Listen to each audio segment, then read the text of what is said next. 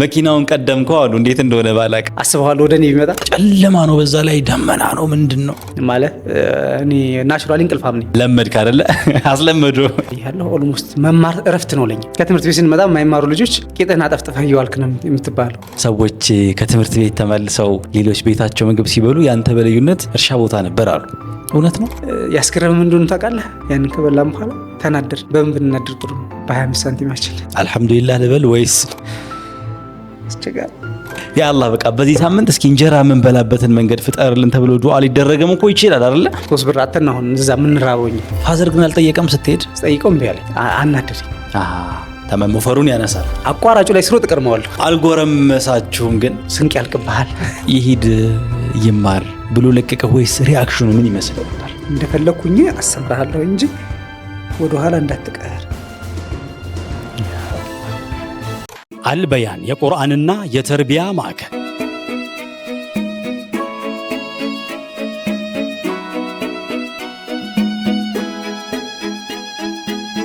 በመላው ዓለም ለምትገኙ የቋንቋ ትምህርት ፈላጊዎች በሙሉ እንኳን ደስ አላችሁ። ከዚህ በፊት ዲናዊ ተግባር ተኮር ትምህርትን በመስጠት የሚታወቀው አልበያን የቁርአንና የተርቢያ ማዕከል ለዓለም አቀፍ ግንኙነቶች መሰረት የሆኑትን የአረበኛና የእንግሊዘኛ ዓለም አቀፍ ቋንቋዎችን ከጀማሪ እስከ አድቫንስድ በአካል አሊያም በኦንላይን በመረጡት መንገድ ተምረው ብቁ የሚሆኑበትን መንገድ ከብቃት ማረጋገጫ ሰርቲፊኬት ጋር አመቻችቶ የእርሶን መምጣት በመጠባበቅ ላይ እንደሚገኝ ሲገልጽ በታላቅ ደስታ ነው። ዓመቱን ሙሉ ከ7 ዓመት ጀምሮ ካሉ ልጆች እስከ አዋቂዎች ቁርአንን፣ ሌሎች ሸሪዓዊ ትምህርቶችን በስፋት እየሰጠ የሚገኘው ማዕከላችን ለልጆቹ ስኬታማ የትምህርት ጉዞ ምቹ የማስጠናት አገልግሎት ወይም ቱቶር በመስጠት ላይ ይገኛል። በተጨማሪ ለልዩ ልዩ ስብሰባዎች፣ ውይይቶች፣ ስልጠናዎች እንዲሁም ዝግጅቶች የማሰናጃ ቦታና ግብአቶችን ሲፈልጉ ሁሉንም በአንድ ላይ የሚያገኙበትን ምቹ የሆነውን መጠነኛ የስብሰባ አዳራሻችንን ሳይጎበኙ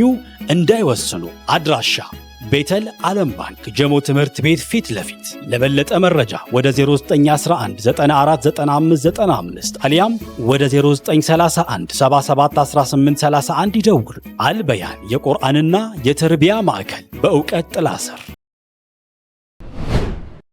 አሰላሙ አለይኩም ወራህመቱላሂ ወበረካቱ። የተወደዳችሁ ተመልካቾቻችን እንደምን አላችሁ? እንደምን ሰነበታችሁ? እንደምን ከረማችሁ? መስኮት ፖድካስታችን በየሳምንቱ ወደ እናንተ እንግዶቹን ማቅረቡን እንደቀጠለ ነው። የዛሬው እንግዳችን ጠበቃና የህግ አማካሪ መሐመድ ብርሃን ኢድሪስ ይባላል። እንግዲህ በበርካታ ሚዲያዎች ላይ በደንብ እናውቀዋለን። ሐረማያ ዩኒቨርሲቲ በህግ ትምህርት ክፍል ዲግሪውን አግኝቷል። ከአዲስ አበባ ዩኒቨርሲቲ ደግሞ በፌዴራሊዝም ማስተርሱን ሰርቷል። ኢስላሚክ ባንኪንግ እና ፋይናንስ ላይ ደግሞ ዲፕሎማ አለው። ከወለድ ነፃ ባንክና ኢንሹራንስ መጽሐፍም ጸሐፊ ነው። በአማራ ክልል አርጎባ ደግሞ የፍትህ ጽህፈት ቤት ኃላፊ ሆኖ ለ3 ዓመታት አገልግሏል። ባለትዳርና የ4 ልጆች አባት ነው። ጠበቃና የህግ አማካሪ መሐመድ መብራት ኢድሪስ እንኳን ደህና መጣ። ስላገኘው በጣም ደስ ብሎኛል። ዛሬ እንግዲህ ብዙ ሀሳቦችን እናነሳለን። በተለይ ደግሞ ዛሬ በጣም በትምህርት ህይወት ከልጅነት ጀምሮ ያደግበት መንገድ በጣም አስተማሪ እንደሆነ በጣም ለብዙዎች መነቃቃት ሊፈጥር እንደሚችል ሰምቻለሁኝ እና ስለሱ በደንብ እናወራለን። በቅድሚያ እንኳን ደህና መጣ በድጋሚ። ትውልድና እድገትህ የት ነው? እንግዲህ የኔ ትውልድና እድገት ወደ ወሎ አካባቢ አምባሰል ወረዳ ውጫሌ የምትባል አንድ ቀበሌ ነና ትንሽ ከሷ ገባ ብሎ ኦልሞስት ቦታው በምን ይታወቃል? ይስማ ንጉስ ውል የተፈረመበት ቦታ እዛ ነው። የውጫሌ ስምምነት ማለት ነው። ውጫሌ ውል የተፈረመበት ቦታ ይስማ ንጉስ የምትባለዋ ጀስት እዛች ነው እኛ ተወልደን ያደግን። ውሉ ሲፈረም ታስታውሳለህ? የሚል ሰው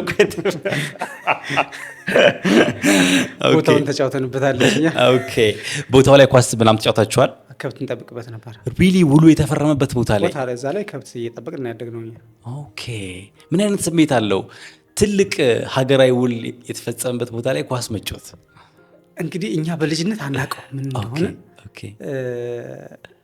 ሲምፕሊ ኳስ ማነው ከብቶች፣ በጎች ምናምን ፍየሎች እናሰማራበታለን። ምንም ሴንስ አይሰጠንም። ኋላ ትምህርት ስንማር ካደግን በኋላ እዛ ነው እንዲህ ምናምን ማለት ጀመር። የሆኑ ድንጋዮች አሉ ቁጭ ቁጭ አሉባቸው።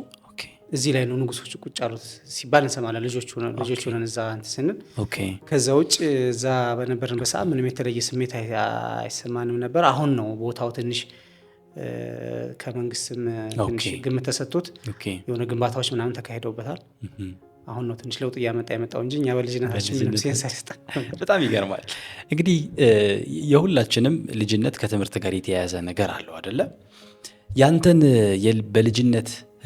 የልጅነት ጊዜህን በተለይ ደግሞ የትምህርት ጊዜህን ለየት የሚያደርገው ምሳ የምትበላው እርሻ ቦታ ነበረ። ሰዎች ከትምህርት ቤት ተመልሰው ሌሎች ቤታቸው ምግብ ሲበሉ ያንተ በልዩነት እርሻ ቦታ ነበር አሉ። እውነት ነው? አዎ፣ እሱ እንግዲህ ኦልሞስት የሁል ጊዜ ላይፋችን ስለነበረ አሁን ስናስበው ምናልባት ሊያስገርም ይችላል እንጂ በዛ ሰዓት ለኛ ምንም እንትን አይልም ነበረ። ኖርማሊ ያው የፋዘር የስራ ባህል ሆኖ ምሳ ከትምህርት ቤት መጥተህ ደብተር አስቀምጠህ ምሳ ተዘጋጅቶ ወይ የተዘጋጀው ነው አሙቀህ ቢሆን ለመብላት ጊዜ መቃጠል የለበትም ነው። ዋና እንትኑ ጀስት ጠዋት ወደ ቆላ ወይም ወደ ስራ ቦታ የሚሄደው ምሳ ሲዘጋጅ አንተ እንደ ተማሪ ሳይሆን የምታስበው ያንተ ምሳ አብሮ ተዘጋጅቶ ቆላ ነው የሚሄደው። ስራ ቦታ ይሄዳል። ጀስት ወደ ቤት የምትሄደው ደብተር ለማስቀመጥ ብቻ ነው። አስፈላጊም ከሆነ ደብተርን ይዘህ ልትሄድ ትችላለህ ስራ ቦታ። ስለዚህ ምሳችን አብሮ ዶሮ የተሰማሩ ሰዎች ጋር ወይም ነፋዘር ጋር አብሮ ይሄዳል። በዛው በቃ ይሄ ሁሌ ላይፍ ነው። የተለመደ ላይፍ ነው። እዛ ሄደህ ምሳ ትበላለህ። ከዛ በኋላ ስራ ትሰራለህ። ምንድነው ይሄ ጋር የሚያያዘው? ኦልሞስት ጊዜ የምናባክን የነበረው ትምህርት ያን ያህል ቦታ የሚሰጠው አልነበረም በሰዓቱ። ኦልሞስት የዛሬ 20 ዓመት 25 ዓመት አካባቢ ሊሆን ይችላል። 87 አካባቢ ነው እንግዲህ አንደኛ ክፍል ተመዘገብኩት እኔ። ያን ያህል ቦታ የሚሰጠው አልነበረም። እኛ ግን በጣም ፈልገው ነበረ፣ ከዛ ላይፍ ለመውጣት በጣም ፈልገው ነበር ትምህርቱንና ይሄን አሁን ቤት ምሳ መብላት እኛ ማለት ታሳቢ አታደርገውም። ያችን ትምህርቷን ነው እኛ እንትን የምንለው የምናስበው የነበረው። እሷ ካለች ሉዝ የምናደርገው ከ2 ሰዓት እስከ 6 ሰዓት ነው። ከዛ ውጭ በቃ ኦልሞስት እርሻ ቦታ ነው። በልጅነት በዛ በለጋ እድሜ ማለት ነው። ልጅነታችን ትምህርት ቤትም ስገባ ለየት የሚያደርገው ምንድን ነው 1 ዓመት ኦር 2 ዓመት አዘግይቶን ያስገባኝ ፋዘር። አንደኛ በቃ ማስተማርም አይታወቅም ነበረ። አብዛኛው ጓደኞቻችን አይማሩም ነበር በዛ ሰዓት። ኋላ ነው የኛ ታናናሾች ምናምን ናቸው እንጂ ሁሉም ይማሩ ተብሎ መንግስትን ፎከስ ሲያደርግ ሁሉም ልጅ መማር አለበት ሲባል ምንድነው የነበረው እሱ ሀሳብ ስራ ለምዶ መግባት አለበት። ከትምህርቱ በፊት የግብርና ስራ ለምዶ መግባት አለበት። ኤኒቲንግ ሀፕን ቢያደርግ ተመሞፈሩን ያነሳል፣ ተመልሶ ወደ ግብርና ይመለሳል። እሱ ሎጂክ ስለነበረ 1 ዓመት ኦር 2 ዓመት ከትምህርት መግቢያ እሱ ወደ 3 ዓመት አካባቢ ዘግይተን የገባ ነው። ስንገባ ራሱ ትምህርት ቤት ስንገባ ራሱ ያገኘናቸው እኔ ልጅ ነኝ ማለት ይቻላል። ኦልሞስት ትላልቆች ናቸው አብዛኛው ተማሪ ትላልቆች ልጆች ናቸው። እኛ ልጅ እየተባልን የተማረው በዛ ሰዓት ከሌሎቹ በአንጻሩ ማለት ነው። በጣም ይገርማል። እስኪ በልጅነት አንተ ከሌሎች የምትለይበት የምትታወቅበት የተለየ ነገር ነበረ? እንግዲህ በትምህርትም በስራም እንግዲህ ለየት የሚያደርግ ነገር ፋዘር ጋር ምንድነው በጣም ሲሪየስ ነው እና ፋዘር እንግዲህ ወደ ፋዘር እያደረግነው ወሬው መሰለኝ ሁሉም። ለየት የሚያደርገው ምንድነው ፋዘር በቃ ልጄ ይረፍ እስኪ 5 ደቂቃ እረፍ፣ ስራ በዝቶበታል ምናምን የሚባል ነገር አያውቅም። እረፍት የለም። አስማሳች ፖሲብል በቃ ከቻለም አዳር ቢያሰራ በጨለማ ሁሉ ቢያሰራ ይፈልጋል። ምንድን ነው የተለየው ምክንያቱ? አንደኛ እኛ አካባቢ የመሬት እጥረት አለ። በጣም ካለፋ ኑሮ ማሸነፍ አትችልም። መሬታችን በጣም ትንሽ ናት። ከዛ ቀጥሎ በቃ ኔቸርም ልትለው ትችላለህ። ፋዘርም ተፈጥሮ ማለት ትችላለህ። ጠንካራ ነው፣ በጣም ጠንካራ ነው። ከሱም አንጻር በቃ ጠንካራም ሆነህ መውጣት አለብህ ብሎ ያስባል። እንግዲህ ሰራተኛም እንቀጥራለን። ሰራተኛም በምንደኛ ይባላል። ለአመት የምትይዛቸው ሰራተኞች አሉ። እሱም እያለ ነው እንደዛ የሚያደርገን። ከብት የሚጠብቁ ማለት ነው አይደለ? እና መሰል እርሻም ላይ ከብት የሚጠብቁ አሉ። እነሱም እያሉ ለእኛ እስኪ ረፉ ወደ ትምህርታቸው ያጥኑ ምናምን የሚባል ነገር የለም። ጀስት በቃ እረፍታችን ያቺ ትምህርታችን ናት። ትምህርት ቤት የምናሳልፋት ጊዜ ነው እንጂ ሌላ እረፍት ምናምን አይሰጥህም። ከዛ ቀጥሎ ከመሬቱ ቀጥሎ እንግዲህ ያው ተፈጥሮ ነው ብያለሁ። ለየት ያለ ነገር የሚያሰራል ለምሳሌ ማለት ብዙ የአርሶ አደር ልጅ ባህሪ እንደዚህ ነው። ግን ለየት የሚያደርገው ምንድን ነው? ለምሳሌ ምሳ ሰዓት ሲደርስ ሁሉም አርሶ አደር ወይም ገበሬ እርሻ እያረሰ ባለበት ሰዓት 7 ሰዓት ምናምን ሲሆን በሬዎቹ ቆሙና ውሃ ጠጥተው ሰው ምሳ በልቶ ነው እንደገና የሚጠመደው ወይም የሚታረሰው። እሱን አይከተልም ፋዘር። እንዴት? ምንድነው የሚያደርገው? ትርፍ በሬዎች ይኖራሉ ወይም ወይፈን ወይም ልጅ ነገር ይኖራል። ከሚታረሱት አንዱን ይተካዋል። መጀመሪያ ያሉትን ትርፎቹን ሄደህ ወንዝ አጠጥተህ ትመታለህ። ወንዙ በጣም ሩቅ ነው። ከዛ ካጠጣኋቸው በኋላ አንዱን ይተካዋል። አንዱን ተኩቶ ያርሳል። ያኛው እስኪያርፍ አይደለም ሂጄ ያን የተፈታውን ሂጄ ወንዝ አጠጥቼ እመጣለሁ እንደገና። ታይም ማኔጅመንት ነው እንዴ? በሬዎችም ስራ አይፈቱም፣ ሰውም ስራ አይፈታም። 3 ጊዜ ወንዝ ሄዳለሁ ማለት ነው። አንዴ ለመሄድ እኮ በጣም ከባድ ነው ርቀቱ፣ ውሃ የምታገኝበት ቦታ። እንደገና ደግሞ ሪሶርስ ማኔጅመንት ሪሶርስ ሰው አይደለም። ሶስተኛ እንደገና ያልጠጣውን በሬ እንደገና ተፈቱ ወንዝ ትወስዳለህ። ወንዙ በጣም ሩቅ ነው ብያለሁ። እሺ። ሶስተኛ እንደገና ያንን ያልጠጣውን በሬ መልሰህ አጠጥተህ ይጠመዱና ምሳ ራሱ በወረፋ ነው የምበላው። እኔ በልቼ እኔ ይቀበለዋለሁ፣ እሱ ያርሳል። ወይም ሌላ ሰራተኛ ካለ እሱ ይቀበለዋል፣ እሱ ያርሳል። ሌላ ለየት ያለ ነገር ፋዘር ጋር ከብቶች በዛ ሲሉ እንደዚህ ስራ ቦታ ምናምን ሲያስቸግር፣ አሁን ለምሳሌ ውጫሌ ስንማር ውጫሌ 7 እና 8 ጁኒየር ስንማር ከሌሎች አርሶ አደር ልጆች ለየት ያለ ነገር ምንድነው? እኔ ራቅ ያለ ቦታ አለ ከብቶች የሚውሉበት፣ እዛ ታናናሾች ወይም አብሯቸው ያለው ሰው አይችሏቸውም እና ሄጄ እዛ እነሱን አግዤ ጠዋት ለምሳሌ በፈረቃ ነው ትምህርትና ጠዋት እነሱን አግዛለሁ።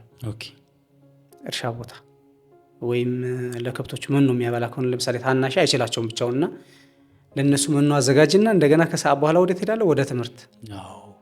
ዲስታንሱ ኦልሞስት እንዴት አድርጌ ልግለጽልህ? ትምህርት ቤቱን ሱሉልታ አድርገን እንሰበው። እሺ። ይወጣል ከሰፈር ወደ ውጫሌ ነው፣ ወደ 7-8 ኪሎ ሜትር ይወጣል። ሱሉልታ አድርገን እንሰበው።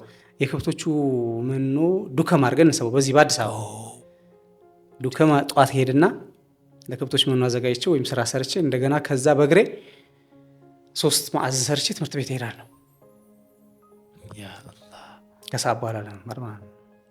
እና እነዚህ ለየት ያሉ ስንት ዓመት ማለት ነው በዚህ 3 ማዕዘን ውስጥ? ኦልሞስት ወደ ታች የምትሄደው ኪሎ ሜትር 1 ሰዓት ተኩል አካባቢ ትጓዛለህ። በጠዋት ተነስተህ 1 ሰዓት ተኩል አካባቢ ትጓዛለህ። ስትሰራ ታረፍዳለህ። እስከ 5 ሰዓት ተኩል ድረስ ስራ እሰራለሁ። እንደገና ከዛ በኋላ ወደ ትምህርት ትሄዳለህ። ያኛው እንደገና ኪሎ ሜትሩ ይጨምራል። ለምሳሌ ከሰፈራችን የነበረው ኪሎ ሜትር ድጋሜ ትመለሰውና ግን ይረዝማል። ከዛም እንደዚህ ሂደህ እንደዚህ ነው የምትመጣው ወደ ትምህርት ቤት። ማታ እንደገና እዚህ 3 ጎን ሰርተህ ቤት ትገባለህ ማለት ነው። እንደገና ማታ ስንት ዓመት ማለት ነው እንደዚህ? ኦልሞስት 2 ዓመት። ያው ተደጋጋሚ ባይሆንም በየቀኑ ባይሆንም እንደዚህ አይነት ሃርድሺፖች ነበሩ። ያ አላህ ከባድ ጊዜ ነው በጣም። አንድ ቀን በዚህ ህይወት ውስጥ መኪና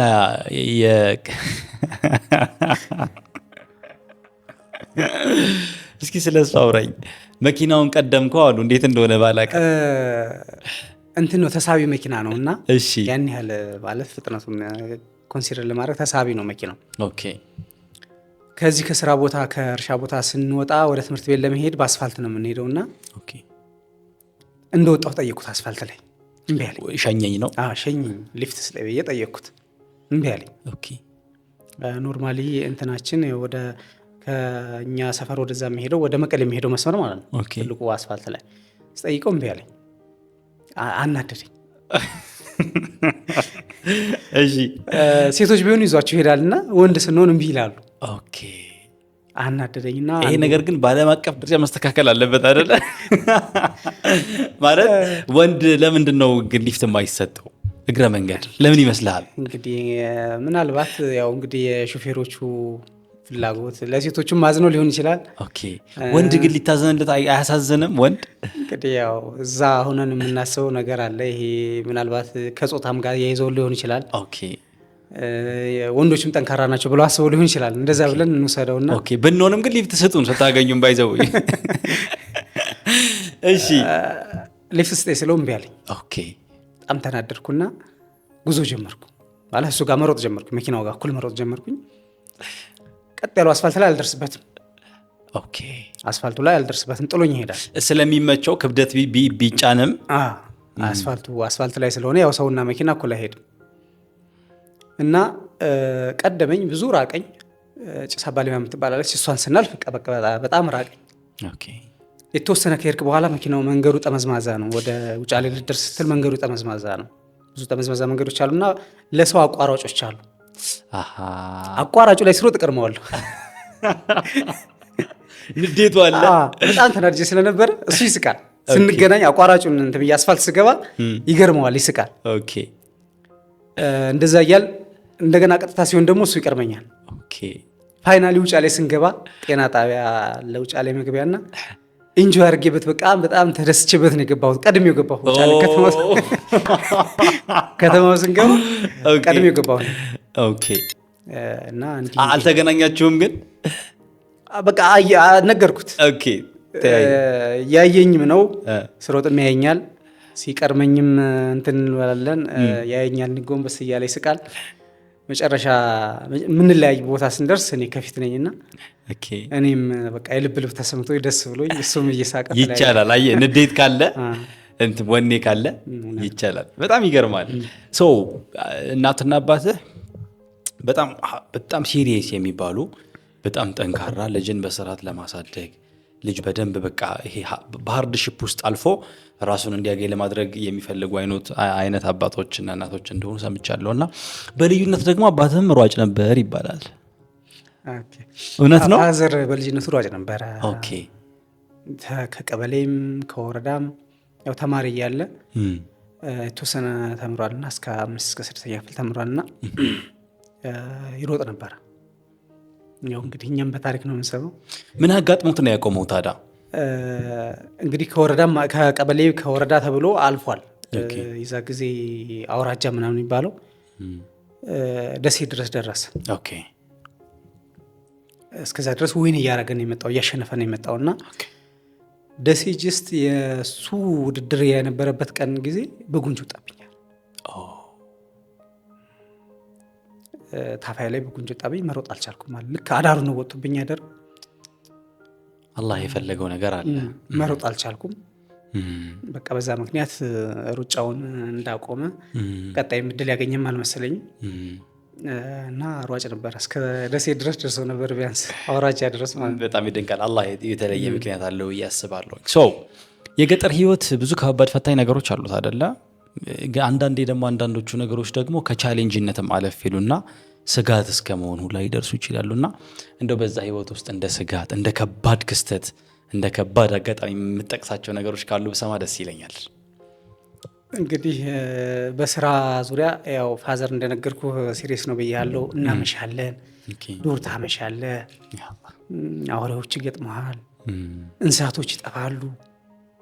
እንስሳት ሲጠፉ ሲጠብቅ ይጠፋሉና በቃ ወደ ጫካም ሊገቡ ይችላሉ፣ ሌላ መንደርም ሊሄዱ ይችላሉ።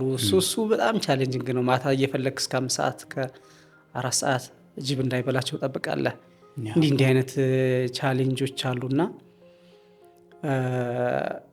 በግል ግን ያሳለፍኩት ማለት አስቸጋሪ የሚለው እንትን ገጠመኝ ዛፍ አለ፣ ቂልጡ ይባላል እኛ ጋር ዋርካ እንበለው ብዙ ሰው እንዲረዳው። ዋርካ የሚባል ዛፍ አለና እንወጣለን። ያው እንደ ልጅ ሆነ ወጣሁኝ ጓደኞች ጋር ምናምን ልጆች ጋር ወጣሁ። እኔ ቀድሜ ነው የወጣሁትና ሌሎቹ አልወጡም ከስር ሆነው።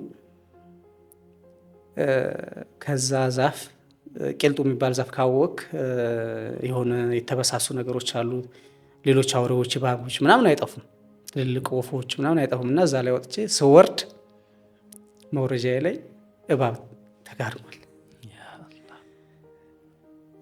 ከራሱ ከዛፉ ላይ ጉድጓድ ስላለው ከዛ ውጭ ወጥቶ ጀስት የምንወጣባትና የምንወርዳባት ላይ እባቡ ተኝቷል። ትልቅ ነው፣ ትልቅ እባብ ነው።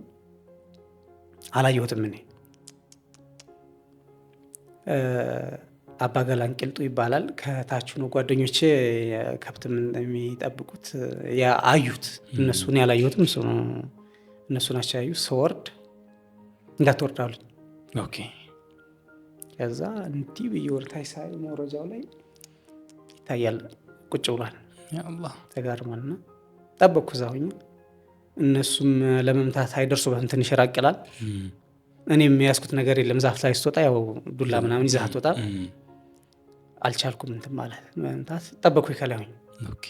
በሌላ ሳይድ መውረድ አትችልም፣ ወይ ትወርቃለህ፣ ሌላ አደጋ ነው የሚደርስብህ። ከላይ ሆኜ ጠበቅኩኝ። እንግዲህ አስበዋለሁ ወደ እኔ ቢመጣ እሱን ሀስብ የነበረው ይወጣው በመንገድ ላይ ይወጣ ወደ ላይ ምን አማራጭ አለ? ወይ መውደቅ ነው ወይ እና የተወሰኑ ሰዓታት ደቂቃዎች ሰዓታትም ላይ ሞላ ይችላል። ጠበቅኩኝ። መልሶ ወደዛ ውስጥ ገባልኝ። አርላ ሲረዳኝ ወደ ጉድጓዱ ውስጥ ገባ። ወደ አንተ ቢመጣ ግን አደገኛ ነበር። ይህ እኮ በፎቶ ምናምን የምታየው እኮ ነው። ቻሌንጅ ተብሎ ወደ ትሄዳለህ ምናምን የሚባለው እንግዲህ በህይወትህ ሲሆን ይሄ ነገር አስበዋል።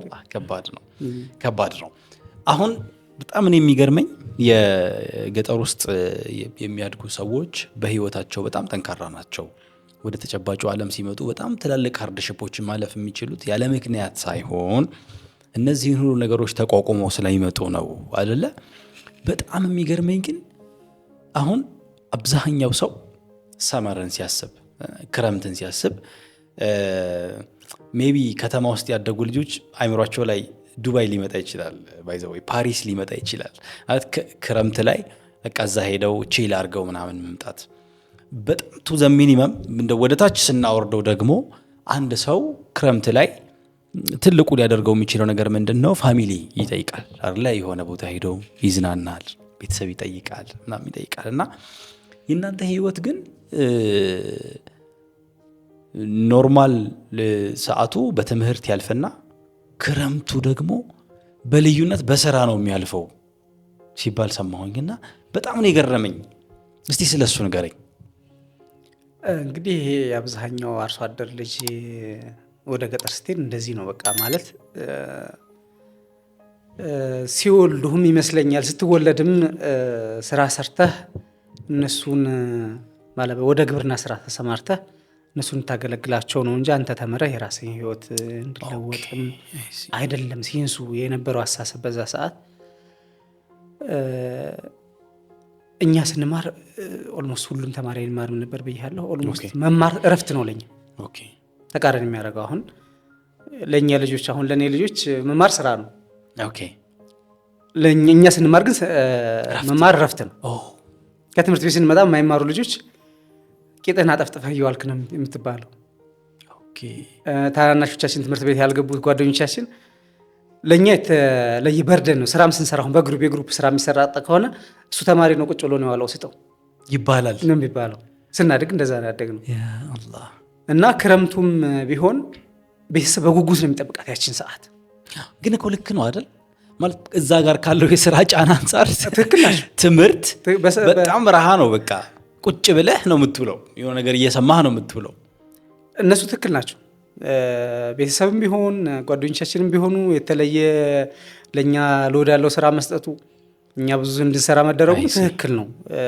ምክንያቱም እነሱ ሙሉ ቀን ነው የሚሰሩት፣ እኛ ቢያንስ ግማሽ ቀን እናርፋለን ተቀምጠው ለምናምን ይባላልና ክረምት እንደ ለእኛ ስራ ነው፣ እረፍት አይደለም። እንደነገሩ ከትምህርትም ውጭ ያለችው ሰዓት ከሰዓት በኋላ ለእኛ ስራ ናት። ትምህርታችን ነው እረፍቱ። ስለዚህ እሱን ላይፍ ቤተሰብ የክረምቱን ጊዜ በጣም ይፈልገዋል። እናንተን ሙሉ ለሙሉ ያገኛቸዋል። ሙሉ ሰዓትን ያገኘዋል። ስፔሻሊ ፋዘር አሁን ክረምት ሰዓት እኛ እንትን አናይም። ለምሳሌ እኔ በጣም ሰርፕራይዝ የሚያደርገኝ ቤቱ መኖሪያ ቤታችን በብርሃን ማየው በእንትን ነው፣ መስከረም ሲነጋ ነው። የፋዘር ሃርድነት የምነግርህ ጧት ሳይነጋ ነው ወደ በቃ ሱብሂ ንጋቱን ሳታየው ፀሐይ መውጣት ምናምን አለ። ንጋቱን ሳታየው ነው ከቤት የምትወጣው። እርሻም ይሁን አረምም ይሁን ጀስት መስከረም ሲነጋ ነው ቤቱን በብርሃን ማየው። ትምህርት ቤት ስትሄድ ከዛ ውጭ ጀስት ማታም ከስራ ስንነሳ ሙሉ ቀን ነው የምትገቡት። ከስራው ራሱ ስንነሳ ላይን ነሳ ይባላል። እኛ እዛ አካባቢ ላይን ሲነሳ ነው የምትነሳው። ማለት ብርሃኑ እምቢ ሲል መስራት አትችልም። በቃ ብርሃኑ ሲያቆም ነው ከስራ የምትነሳው። ዋው! ስለዚህ ጠዋትም ጉዞ ያለ ብርሃን ነው፣ ማታም እንደዛ ነው። ቤተሰቦች ክረምቱን በጣም ይፈልጉታል። እኛም አሁን እንዳልከው እንደ ከተማ ልጅ ክረምት ማረፍ፣ አእምሮህን አሳርፈ መቆየት ምናምን በተቃራኒ ነው። እንደው ምን እንደማስብ ታውቃለህ? ይሄ ዘፈኖች አሉ፣ መስከረም ሲነጋ መስከረም ሲጠባ አዲስ ዓመት መጣ ምናምን።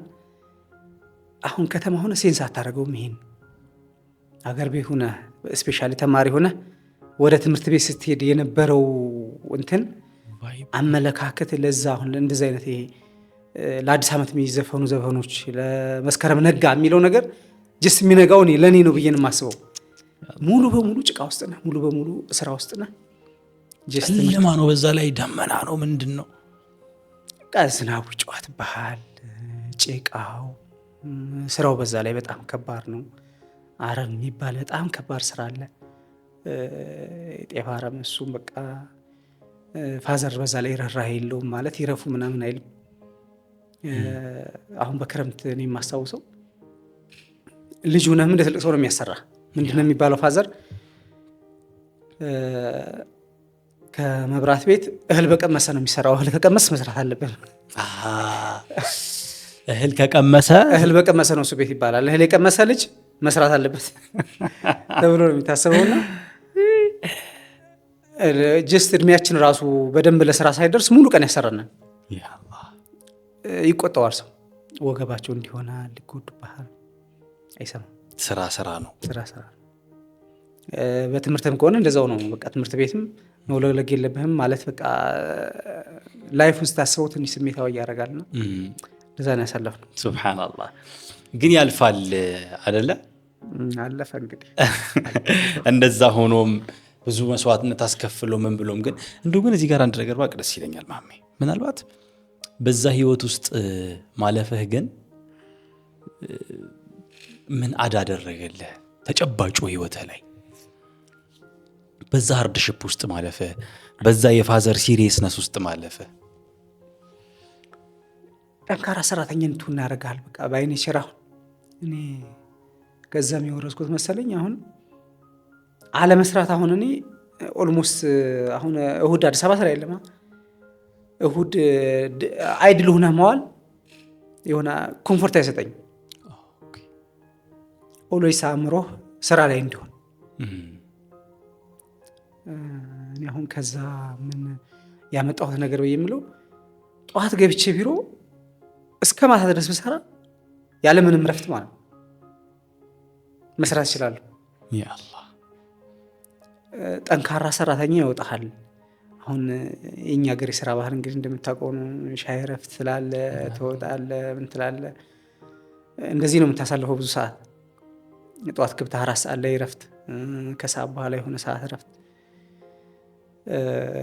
አሁን ያ የልጅነቱ ላይፍ እኔ ነፍስያ መጎትጎት ይባላል። ስራ ካልሰራው አይድል መሆኑ ይሄ ነፍስያ ራሱ ትጎተጉታለች ስራ መስራት እንዳለብህ። እሁድ ሳርፍ እኔ በጣም ቅር ይለኛል። አሁን ሌላ ቀን አይደለም እሁድ ራሱ ሳርፍ ለራሴም ለህይወቴ የነገርኩት ነገር አለና በቃ ፋዘር እየሰራ እኔ ማረፍ የለብኝም። ኦልሞስት እዛ ሰብ እንዴ ረፍት የሚባል ነገር የለምና ጀስት እሱ ህይወቴ ላይ ማለት ሙሉ ሰዓት እንዲሰራ በደምብ ጠንካራ እንድትሆን አድርጎ አይድል ሁኜ በቃ አሁን ዝም ብዬ ሳስበው ላይፍ እስኪ ሆነ ቦታ ሄጄ ካፌ ሻይ ልጠጣ ሰው ጋር ምናምን ካልሆነ በስተቀር እስኪ ልረፍ የሚባል ነገር አላስበውም። አሁን አዚስ ታይም እንደዛ እንዳልሆነ አግዞኝ በቃ ስራና ስራ ብቻ ነው። እሱም ነው ሐረካ ሰከነህ መርካታህ ምንህም ማለት ነው።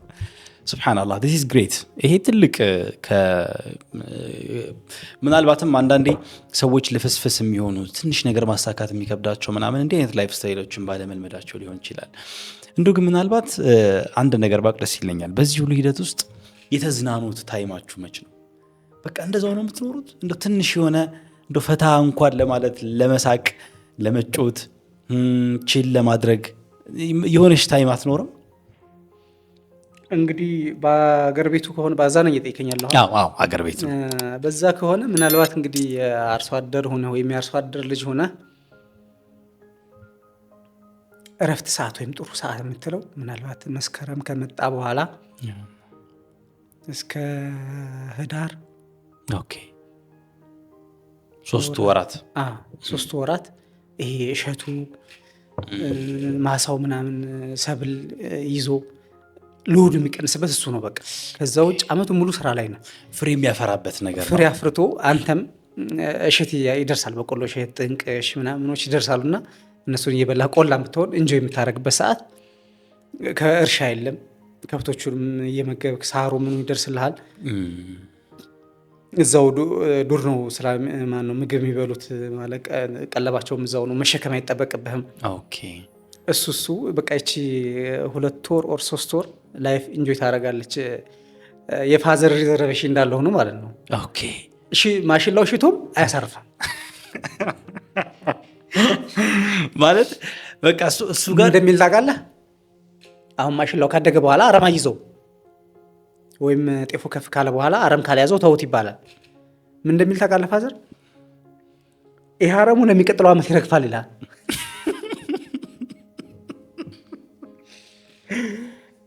ለሚቀጥለው ዓመት እንዳይረግፍ አሁን ማረም አለብህ። ያው ደሙ ጋር ተቀላቅሏል ስራው። በቃ አንተንም አያሳርፍም። እሱ ከሌለ ምናልባት ትንሽ አረፍ እንላለን። እሱ ግን የት ሄደው ልታርፉ ትችላላችሁ? አንዳንዴ ሶሻል ነገሮች አሉ። ሰው ሲሞት ቀብር ይውላል፣ ስብሰባ ምናምን ይኖራል። እንደዛም ሲሆን አሸክሞ የሚሎዱ ማለት ነው። የቤት ስራ ሰጥቶ ነው የሚሄደው። በቃ ይሄን አከናውነህ እዛ ቦታ ሄደህ ይሄን አከናውን ነው የሚል። ያንን ከጨረስክ ምናምን ልታርፍ ትችላለህ። ካልሆነ ውልፍት የለም። ሱብሓነላህ። ምናልባት መሐመድ አሁን ትምህርት ትማራለህ በጎን አይደለ? ቅድም እንዳልነው ከዛ በኋላ ክረምቱ በዚህ መልኩ ያልፋል ምናምን አይደለ? አንድ ነገር ሰማሁኝ ስለ ሐምሌ 5ቱ የካርድ ቀን። እስቲ ስለሱ ንገረኝ። ጎበዝ ተማሪም ስለነበር ማለት ነው፣ የደረጃ ተማሪ ስለነበር። አልበያን የቁርአንና የተርቢያ ማዕከል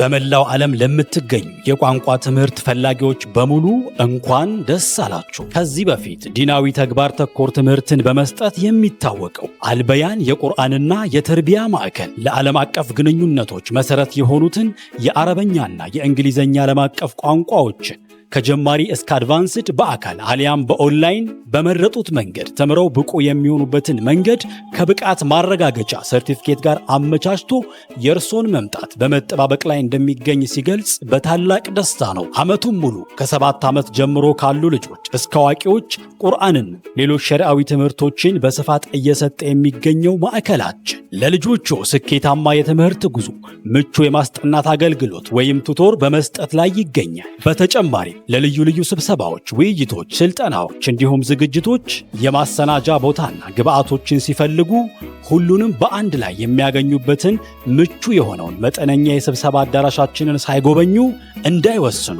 አድራሻ ቤተል ዓለም ባንክ ጀሞ ትምህርት ቤት ፊት ለፊት። ለበለጠ መረጃ ወደ 0911949595 አሊያም ወደ 0931771831 ይደውል። አልበያን የቁርአንና የተርቢያ ማዕከል በእውቀት ጥላ ስር። ያው ትምህርቱን በጉጉት ነው ብያለሁ። በደንብ አቴንሽን ሰተን የምንማረው ያው በደረጃ ነው። ኦልሞስት ሲሚስተር የሚባል ነበረ። ቅድም ያላነሳሁልህ በሲሚስተር የምናልፈ ነበረ። ጎበዝ ስለሆናችሁ ደረጃ ስትይዝ ከ1 እስከ 3 የወጣ ተማሪ በሲሚስተር ያልፋል። 1 ዓመት ተጠቅም ያለው እሱን ቻንስ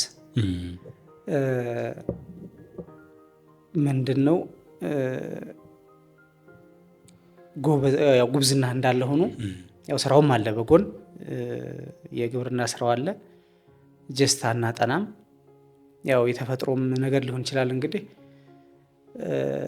ፋዘር እንደነገርኩ ነው ኢቭን አሁን 2 ሰዓት ገብተን እስከ 6 ሰዓት ነው ብያለሁ ቅድም። ከ2 ሰዓት በፊትም ስራ ያሰራሃል። ጧት ትምህርት ቤት ፍሪሊ ጧት ተነስተህ እንዲህ ቁርስ በልተህ ምናምን መሄድ የለም። እኛ ቤት ስራ እናንተ ቤት ስታርተር አሉ የስራ ጧት አንድ ስራ ሳሰራ ኖርማሊ ትምህርት ቤቱን ቅርብ ነው። ኤሌመንታሪ የነበረው እስከ 6 የነበረው ሰፈራችን በቃ ኦልሞስት የ5 ደቂቃ መንገድም አትሆንም። አንድ ስራ ሰርቶ ነው የሚልክ። ከሰዓትም ስንመጣ ምሳ አይበላም ብያለሁ። ወደ ቀጥታ ወደ ስራ ነው፣ ወደ እርሻ ቦታ ነው የምትሄደው። ክረምትን መንጣቱን በጉጉት ነው የሚጠብቀው ሁሉም ማህበረሰብ ማለት ይቻላል። ያው የፋዘር የተለየ ሁኔታ እንዳለ ሆኖ አንዳንዴ ምን እንደሚያደርግ ታውቃለህ? ማህበረሰቡ የሙሉ ቀን ትምህርት ምናምን ሲጀመር እንግዲህ መንግስት ለምኑ ነው የሚያስተምረን? እኛን መማር አለባቸው እንጂ መንግስት አሁን በቃ በፈለኩት ሰዓት የሙሉ ቀን ትምህርት አሁን እንደ አዲስ አበባ አደርጋለሁ ቢል ማህበረሰቡ ይነሳል። ስራ ግማሽ ቀን እንደዛ ከሆነ እናስቀራቸዋለን፣ በቃ እናስወጣቸዋለን ከትምህርት ቤት ይላል ማህበረሰቡ እንትን ብሎ። ከዛ ምንድነው ክረምቷን በጉጉት ነው የምትጠበቀው። ደረጃ ሰኔ 30 ላይ ሽልማት ምናምን እንሸለማለን። ያው ደስ የሚል ኢቨንት አለ፣ ወላጅ ቀን ምናምን ተብሎ እንሸለማለን። ከዛ በኋላ እንደዚህ አይነት ጊዜ መሆን ጊዜም እንዲባክን አይፈልግም ፋዘር። አንድ ሰው ወይ እናቴ ትሄዳለች ወይ አባቴ ይሄዳል። ከዛ በኋላ በማግስቱ ስራ ነው፣ ትምህርት አለቀ። ውጤት መቀበያ ቀን የለም የሚባል የለም፣ አይታሰብም። እኔ እቀበልልሃለሁ ነው ካርድ። አሁን ደረጃ ይዘህ ካርድ ማየት በጣም በጉጉት ነው እንትን የምትለውና እኔ እቀበለዋለሁ። አንተ ከብት ይዘህ ስራ እርሻ ቦታ ነው ወይ ቆላ ነው የምትለው? ቆላ ነው የምንለው በኛ አካባቢ። ከብት የምንጠብቅበት ቦታ ቆላ ነው የሚባለው። ትንሽ ራቅ ይላል፣ እንደዚህ በሰፈር ምናምን አይደለም። እሱ ለሶሻል ነገሮቹ እንደዚህ ሰው ሲሞት ምን ሲል ወይ የሆነ ነገር ሲፈጠር ሂዶ ይቀበላል። ስብሰባ ሲኖር እሱ ነው የሚቀበል ካርድ እና እንደዛ ነው ያሳለፈው። ጎበዝም ሆነህ እኮ ነው አይደለ? በጉጉት ነው የምጠብቀው። ደረጃ 1ኛ 2ኛ 3ኛ ወጥተህ ያቺ ካርድህን ማየት ደስ ይልሃል። አቬሬጅህ ምናምን ላታውቀው ትችላለህ። በጉጉት ያን ማወቅ እየፈለግ ግን ተቀብሎልህ ማታ ነው የሚያሳየን። ያአላህ ያአላህ፣ ከባድ ነው በጣም። ምናልባት በዚህ ሁኔታ አሁን ቀደም ባለው ሁኔታ እስከ ስንተኛ ክፍል ቆየህ ማለት ነው ፋሚሊ ጋር በዚህ መልኩ እዛው ሰፈር? እኛ ጋር ያለው ትምህርት ቤት እስከ 6 ነው። ኦኬ። አሁን እስከ 8 ሆኗል። እኛ ከዛ ከለቀቀን በኋላ ሮቢት ትባላለች። አሁን እስከ 8 ሆኗል። እስከ 6 በዚህ ላይፍ ነው የቀጠልነው። ኦኬ። 7 እና 8 ውጫሌ ከተማ ነው የተማርነው። ኦኬ። ውጫሌ ነው 7 እና 8 ጁኒየር። ከፋሚሊ ወጥተህ ለብቻ ሆነህ ማለት ነው? እዛው ሆነህ አብረን እየተመላለስን የእግር መንገድ ኖሮት ማለት ነው? ቤተሰብ ጋር ሆነን እየተመላለስን። ኦኬ። በጣም አሪፍ። የውጫሌውም ያው ኦልሞስት ቤተሰብ ጋር ነህ። ስራውም ትንሽ ቀንስልሃል። አልጎረመሳችሁም ግን አትሳም ኤጅ ላይ ማለት ሰው አሁን በልጅነቱ በጣም ይታዘዛል፣ አርግ የተባለውን ያደርጋል ምናምን አይደለ? አንዳንዴ መታዘዙ ምኑ ከምን የመነጨ ሊሆን ይችላል? ከአቅመ ቢስነት የመነጨ ሊሆን ይችላል። ባይዘው አይደለ? በቃ ፋዘር ነው እሱ ያለው ነገር አለ ነው፣ እምቢ የምትልበት ምንም አይነት እንትን የለም። ከፍ ያልክ ስትመጣ ግን ኩዌስችን ማድረግ ምናምን እኔ ልዝናና እንጂ እንደዚህ ሊሆን ጓደኞች የሚል ነገር ወደ ማንሳት አልሄዳችሁም? አይታሰብ። አንደኛ የአካባቢውን ካልቸር አይፈቅድልህም። የአካባቢው ካልቸር እንዲህ ከወላጁ ማፈንገጥ ልጅ አይታወቅም ብዙ ጊዜ እኛ ጋር። ከዛ አልፎ ወደ እኛ ስንመጣ በጣም ሲሪየስ ነው ፋዘር። ጎርምሰንም ይማታል፣ ልሆነንም ይማታል። በቃ ከሱ እንትን ውጭ መዋል አትችልም። እና ኦልሞስት ዩኒቨርሲቲም ገብቼ ታዘዛለሁኝ። በቃ ለስራ የመንግስት ስራ ሲይዝ ነው እንጂ እንትን ያለው ከዩኒቨርሲቲ ሆነን ክረምት ስንሄድ ኦልሞስት ስራ ነው። ያአላህ በጣም ይገርማል። ስለዚህ ብዙም አንደኛ የማመፁ ባህሪ እዛ አካባቢ አልተለመደም፣ ካልቸር አይደለም። ቤተሰብን፣ አባትን፣ ወላጅን መታዘዝ አቅም ስላለ እንትን ስላልክ ሳይሆን ጀስት ወላጆች ስለሆኑ ብቻ አይደለ? በቃ ማለት አሁን እኛ የማይማሩትም አሉ። የማይማሩ ጓደኞቻችንም ወላጁን የሚያምፅ ሰው ያን ያህል አይደል። እንዲህ ወጣ ብሎ አልታዘዝም ማለት ምናምን ያወግዛል ማህበረሰቡ። ወላጆችን ማታዘዝ ከሆነ ጥሩ ኢሜጅ አይኖረው ማህበረሰቡ። በቃ ማለት እንደ መጥፎ ባህሪ ነው የሚለው። ስለ ጎረመስ ስላልጎረመስ ካይሆን በቃ ካልቸሩ ብለህ መውሰድ ትችላለህ። ማፈቀድ ነው። በጣም አሪፍ።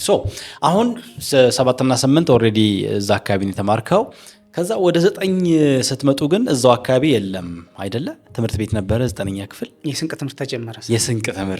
የስንቅ ትምህርት በጣም ነው ያስታውሳለሁ።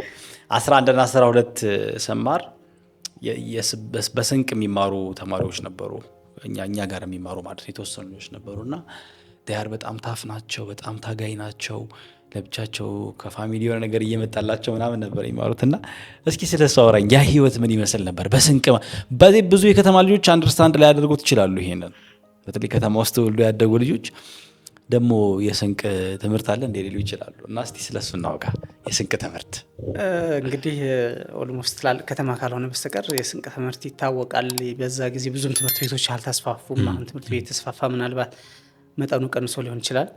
ለምሳሌ ውጫሌ ያልኩ ጋር አሁን ጁኒየር ማነው እስከ 12ኛ ክፍል ተከፍቶ እኛ ያሳለፍነው ላይፍ ኦልሞስት ቀርቶላቸዋል እኛ አካባቢ ልጆች። በእኛ ጊዜ የነበረው ምንድነው ከ8 በኋላ 8 ሚኒስትሪ ከወሰድን በኋላ ሀይቅ ነው የምንማረው። ሀይቅ የምትባል ከተማ 30 ኪሎ ሜትር ትርቃለች። ከተወለድን በሰፈር 30 ኪሎ ሜትር ትርቃለች እና ሀይቅ እንግዲህ በጣም የብዙ አካባቢ ተማሪ ነው የምትመግበው። ኦልሞስት ደቡብ ወሎ ካሉ ወረዳዎች አምባሰል፣ የራሱ ሀይቅ፣ ተውለደሬ፣ የወረባቦ ተማሪዎች ምናምን ሀይቅ ነው የምንማረው እና ከዛ በኋላ የስንቅ ትምህርት ተጀመረ። እንግዲህ የስንቅ ላይፍ በጣም ማለት 2 አይነት አውድ ነው ያለው። እኛ ባየ ነው ተማሪ ራሱን የሚያበላሽበት ራሱን የሚያንጽበት ነው። በወላጅ ስር ነው የነበርከው። ኦልሞስት በወላጅ ፉል ኮንትሮል ነው የነበርከው። ስትወጣ እንግዲህ ይሄ ለቀቅ ማለቱ እዛ የነበረው ጫና ለቆኛል ብለህ እንትን የምንትልበት በቃ ሁለቱም መንገድ ለአንተ ክፍት ነው። በተለይ ደግሞ አሁን ያንተን እንደ ኤግዛምፕል ብናነሳ የሆነ አይነት ውጥረት ውስጥ ነበርክ። ከዛ መላቀቅ ማለት ነው። አዎ ከዛ አሁን አስቸጋሪ ላይፍ ነበረ። ኦልሞስት የግብርናው ላይፍ ቶታሊ ቀረልን። አልሐምዱሊላህ ልበል ወይስ ምን ይሻላል? ያ ላይፍ ቀረልን። ሙሉ በሙሉ ትምህርት ላይ ፎከስ የምታደርግበት ሰዓት ወይም ከዛኛው ላይፍ ደግሞ ወጥተህ ኢንጆይ የምታደርግበት ሰዓትም ሊሆን ይችላል እና 2 ዓመት አሳለፍን ሀይቅ። ብዙ ውጣ ውረዶች ነበሩ። 9 እና 10 ማለት ነው። 9 እና 10 ኦኬ። ከኛ በፊት እስከ 12 ነበረ። አዲስ የትምህርት ፖሊሲ ሲመጣ ፕሪፓራቶሪ ነው እስከ 11 እና 12 አንስተውት ወደ ደሴና ሌላ ቦታ ሆነ። 9 እና 10 ብቻ ሆነ ሀይቅ። እና እዛ የሚገርሙ ላይፎች ያሳልፈናል። የስንቅ ትምህርት ግን ማለት እንዴት ነው? እስቲ ለመጀመሪያ ጊዜ የሰሙ ያሉ ሰዎች ካሉ። የስንቅ ትምህርት ማለት እንግዲህ ከቤተሰብ ርቀህ አስቤዛ ለብቻ ተቋጥሮልህ ቤት ተከራይተህ ነው የምትማረው። ቤት የምትከራየውን ብቻህን አይደለም፣ አትችልም። እንትኑ ወጪው ኖርማሊ 20 ብር 30 ብር ኪራይ ነበረው። እሱም ቢሆን ይከብዳል። የአርሶ አደር ልጅ ሆነህ 20 ብር ቤት ኪራይ መከራያ ስለማትችል ለ3 ምናምን ሆነን መከራያ ሆነኛ 3 ሆነን የተማረው 3 ሆነን አንድ ክፍል 20 ብር ተከራይተን 20 ብር ለ3 ሼር እያደረግን ማለት ነው። እና በእንጀራ ወጥ እየሰራህም አለ። የተለያየ አይነት ሰው እንደፈለገው አይነት ነው። እኛ ግን የመረጥነው በበሶ። በሶ ማለት እንዴት ነው? በቃ ምሳም ቁርስም እራት በሶ ነው የሚባለው። ለምን ያህል ጊዜ? 2 ዓመት። ሲሪየስሊ? ቁርስም ምሳም እራትም? ቁርስ፣ ምሳ፣ እራት በሶ ነው የሚባለው። የኛ ደግሞ አሁን የውጫሌ አካባቢ ተማሪዎች ከሆኑ ቢያንስ በሳምንት ያገኛሉ፣ እንጀራ ያገኛሉ፣ ይሰነቅላቸዋል። ስንቅ ተቋጥሮ ከተማ ስለሆኑ ተመላላሽ መኪና አለ። የኛ ከአስፋልቱ 2-3 ኪሎ ሜትር ወጣ ትላለች እና አይችሉም መላክ የኛ ቤተሰቦች። ውጭ ላይ ያሉት ግን ምንድነው የሚያደርጉት? ለአይሱዞዎች አሉ ዕቃ የሚጭኑ አይሱዞዎች፣ የዛው የከተማው አይሱዞዎች ያለምንም ክፍያ አንተው ሀይቅ ድሮፕ ያደርጉላቸዋል። ማለት ላይፉም ጊዜውም እንትን ይልሃል፣ ያስገርምሃል። አይሱዞቹ አንተው ስም አለ አገልግልህ ላይ ስንቅህ ላይ አይሱዞቹ ሀይቅ አንተው የሆነ ፍተሻ ቦታ አለ ቁጭ ነው የሚያደርጉት። እዛ ስምህ አለ፣ ሂደህ በስምህ ፒክ አድርገህ ጠዋት ወስደህ ስንቅን ትበላለህ። 2 ቀን 3 ቀን እንጀራ ትበላለህ። እኛ ጋር ግን ካልሄድን በወር በ2 ወር ቤተሰብ ጋር ካልሄድን እንጀራ አናገኝም። ምናልባት እንጀራ የምናገኝባት ሚንስ የነበረችው በበሶ የመረጥ ነው ማለት ነው። ጓደኞቻችን ሆነው የኛ ጓደኞች ሆነው እንጀራ የሚያበስሉ አሉ። እነሱ ጋር ቅዳሜና እሑድ ሄደህ እንጀራ ትበላለህ። እንጀራ ማለት ያው ሽሮ ማለት ነው። እንግዲህ ሽሮ ማለት እንጀራ መሆኑ ነው። አየህ በቃ እንጀራ መሆኑ፣ እንጀራ በሽሮ መብላት ይዛ ጊዜ በጣም ለኛ ትልቅ ሳቲስፋክሽን አለው። 3 ጊዜ ጠዋት፣ ምሳ፣ ቁርስ፣ እራት በሶ ነው የሚባለው። በሶ ራሱ አለ በሶ አለ ቅንጨ የሚባል ነበር በዛ ሰዓት። ገብሱ ለግዠሪ ነው የገብስ አሁን በሶ የሚታወቀው በእኛ ሀገር በጠቅላላ የሚታወቀው ኢትዮጵያ አብዛኛው የገብስ እህል ነው። እዛ አካባቢ ግን ቅንጨ የሚባል ነበር የሆነ ለቅንጨነት የሚውለው እንትን ማለት ነው። ኦኬ ይሄም እዚህ ያለውን ቅንጨ አይደለም ለየት ያለን ነው።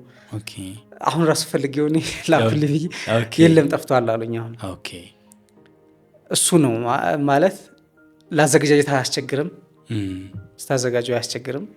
ገብስ አሁን ሲዘጋጅ በጣም ያስቸግራልና ለቤተሰብ በርደን እንዳይሆን እያል እሱ ነው የምጠቀመው። ከዛ ቀጥሎ እንትን ስኳር አይልም ስትበላው። ገብስ አሁን ያለ ስኳር በሶ መብላት ያስቸግራል። ያኛውን ያለ ስኳር እንበላዋል። ስኳር ያልቅብናልና ስኳር ሲያልቅብን ይሄኛው ቅንጨ የሚባለው በቃ ኖርማል ነው። ዝም ብለህ እህሉን እየጨበጥክ ትበላለህ። ያ አላህ ያ አላህ ያ አላህ። ለ2 ዓመት ነው የምትለኝ ይሄን ሁሉ አይደለ? 2 ዓመት እና ከኛም እኛ ከምንኖርበትም ሪሞት አለ። አሁን ካምባሰል ከተራራው በላይ የሚመጡ ልጆች አሉ። ቶታሊ እንጀራ ማግኘት በጣም እጥረት የሆነበት እነሱ አሁን ምን ይሆናሉ መሰለ? እኔ ከምን ማለት ጥናት የሚያስፈልገው ነገር እንዳለ ሆኖ ከኛ ሪሞት የሚመጡ ልጆች ኦልዌይስ በቃ አመቱን ሙሉ በሶ ስለሚበሉ እጃቸውን ያሳካቸዋል። እከክ ይነሳል እጃቸው ላይ። እኛ ጓደኞች ማለት ነው። እሱ ደግሞ ተዛማች እኛ ሞሮልስ እንጀራ ስለምናገኝ እንግዲህ እንጀራ አገኘህ ማለት ወጡ ጋር የተወሰኑ ቅመሞች ታገኛለህ። አዎ አይረንም በተወሰነ መንገድ ወጡ ጋር ቢያንስ ሽሮ ሲሰራ የተወሰኑ ቅመሞች ታገኛለህ። በሱ ላይ ግን በቃ አንድ እህልና አንድ እህል ብቻ ነው ያለው። እንግዲህ የሆነ ንጥረ ነገር ያንሳል ማለት ነው ሰውነት ከክ የሚይዝ። እንደዚህ አይነት ላይፍ ነው ያሳለፍነው። ሰው ሲሄድ ጓደኞቻችን ሲሄዱ ያመጡልናል እንጀራ ምናምን ይመጣልናል። ደረቅ እንጀራ ይመጣና ሽሮ እየሰራ የምትበላበት አጋጣሚ ይኖራል። ስንቅ ያልቅብሃል። ስንቅ ያልቃል ደግሞ እንደዛ ሆኖ ሌላ አስቸጋሪው ላይፍ እዛ የስንቅ ተማሪ ሆነ ስንቅ ያልቅብሃል። ይኸውም ያልቃል፣ በሶም ያልቃል። በሶም ያልቃል። ምንድነው የምታረጉት ታዲያ በሶ ሲያልቅ? አስቸጋሪ ማለት በቃ አልፎ ስታየው እንደዚህ ምንድን ነው የምናደርገው? ሳንቲም ኪሳችን ካለ 25 ሳንቲም ነው ዳቦ፣ ቀለጦ የሚባል ዳቦ አለ አምባሻ፣ በ25 ሳንቲም እንበላለን። ዳቦ ገዝተን እንበላለን። ቶታሊ ከሌለን ደግሞ በቃ የምናደርገው የነበረው አሁን እኛ ቅዳሜና እሑድ ከሆነ ስንቅ ካለቀብን ወይም ትንሽ ከሆነች ለመቆጠብ የት ነው ሀይቅ ዳር ውሃው እንሄዳለን። ሀይቅ መዝናኛው ጋር አሳ አስግራችሁ ልትበሉ ነው? እኛ አንችልም። እኛ አንችልም። ጊዜው ያልፍልሃል። እዛ እንጆ ስታረግ ወይ የምሳው ጊዜ ያልፍልሃል። አብረው የሚማሩን አሉ አሳ የሚያወጡ ልጆች ጥሬ አሳ ምናምን ይሰጡናል። ኖርማሊ አሁን እኛ አሳውን ብቻ ለመብላት ብቻ ሳይሆን ጊዜውን ለማሳለፍ እንሄዳለን። ግን አሳ እነሱ ለምደውታል። ጥሬውን አሳ በበርበሬ ይበሉታል። እኛ ግን ይከብደናል። ካልበሰላ እንበላም። ምናልባት ከዛ አምጥተን አብስለን እንበላለን እንጂ እና እያለቀም እንደዛ እንቸገራለን። ሲያልቅብን እንግዲህ ወይ ጓደኛ ቤት ሄደን እንበላለን። አንዳንዴ ያው ሌሎችም ሲያልቅባቸው እኛ ጋር መጥተው እንዲበሉት ማለት ነው። ኦኬ ሌላ ቀን ደግሞ ማለት ነው በእግር ይኬዳል። እንግዲህ 30 ኪሎ ሜትር ነው ብያለሁ። ትራንስፖርት ስንት ቢሆን ጥሩ ነው? የዛ ጊዜ 3 ብር ነው። 3 ብር አተን አሁን እዛ የምንራበውኝ 3 ብር ታጣለህ። ሌላ ሰው ሲሄድ ምናልባት ይዞልህ ሊመጣ ይችላል። አብሮ ጭኖ ያንተንም ስንቅ ይዞልህ ሊመጣ ይችላል። ጊዜውም ማቃጠሉ ትምህርቱ ትንሽ ጠንከር እያለ ማንበብ ምናምን ስላለብህ ከዛ አንጻር ያው ስንቁ ሲያልቅ እንደዛ እናደርጋለን። ደረቅ ዳቦ የሚላክልናል አንዳንዴ፣ በዛ ትንሽ የተወሰነ ትገፋለህ። ይሄ በጣም ትልቅ የሆነ ጥንካሬን የሚፈልግ ይመስለኛል። ምናልባት ማሜ አንድ ነገር ባውቅ አሁን ደስ ይለኛል። አሁን በፋዘር ስራ ወዳድነት በፋዘር እዛን የመሰለ ሃርድ በጣም ሲሪየስነስ አንተ ወደ ትምህርት እማራለሁ ብለህ ስትመጣ እንደው ለቀቀህ ዝም ብሎ ይሂድ ይማር ብሎ ለቀቀህ ወይስ ሪአክሽኑ ምን ይመስል ነበር? ኖርማሊ ትምህርቱን ይፈልገዋል እሱ። ኦኬ ማለት ያው እነሱ ጋር ያለው የስራ ጫና እንዳለ ሆኖ ትምህርታችንን ይፈልጋል። ለምሳሌ ቅድም ያልነገርኩህ 5ኛ ክፍል እያለሁኝ አንድ የሆነ ሁነት ተፈጥሮ ነበር። አዲስ አበባ ያለ አጎቴ ወስጄ ላስተምረው ብሎ ነበር እዚህ መጥቼ እንዲማር። ለእኔ ጥሩ ሊሆን ይችላል፣ ፋዘር ግን አልፈለገም። ለአንተማ ሰርግ ነው እንዴ? እሷ ቀን በጣም የምትገርም ቀናትና ሳለቅስባት የዋልኳት ቀናት። ምንድነው የፋዘር ከስራም አንጻር አይደለም፣ ይዛ ጊዜ ለስራ ከመፈለግ አንጻር ሳይሆን እኔ ምን ሁኜ ልጅ ለሌላ ሰው ሰጣለሁ አይነት ነገር ነው። ምን ጎሎበት፣ እኔ ምን አጉድዬበት። ክንዴን ሳንተራስ ነው ያለው። በቀጥታ ክንዴን ሳንተራስ እኔ ለልጆቼ አላንስምና የማስተምረዋል። የሚገርምህ እንትን ሊያወጣልህ ሄዶ ነበር፣ መሸኛ ሊያወጣልኝ ትምህርት ሄዶ ነበር አጎቴ። አይሆንም ብሎ በቃ በማግስቱ ለሄድ እኮ ተዘጋጅቶ ቤተሰብ በአንድ ሲጫወት አድሮ ምናምን እንደሚሄድ ነበር የሚያስቡት። ማለት በደንብ አልጠየቁትም። እና ጠዋት ከዛ ከስንጫወት ካደርንበት ተነሶ ሲሄድ ፋዘር ከአያቶች ቤት ነበረ። አይሄድም ብያለሁ ብሎ ሄደ። ማንም ሰው የሱን ሀሳብ የሚቃወም የለም። እናቴም ቢሆን አትቃወም፣ ቀራ። ያ ማለት ምንድነው? ትምህርቴም ቢሆን እዚህ መጥቶም ጥሩ አይማርም ብሎ ነው እያሰበ የነበረው። ዱርዬ ሊሆን ይችላል የሚል እንደዚህ አይነት አስተሳሰብ አለ። ከተማ ከገባ ይበላሻል አይነት አስተሳሰብ ነው የነበረውና ትምህርቴንም ይፈልገዋል። ኖርማሊ አሁን ከዛ ወደ በ9 ስንመጣ ወደ ስንቅ ትምህርቱም ስንመጣ ማለት ምንም ትምህርቴን ስለሚፈልግ በቃ ይሁን ብሎ ሸኘኝ።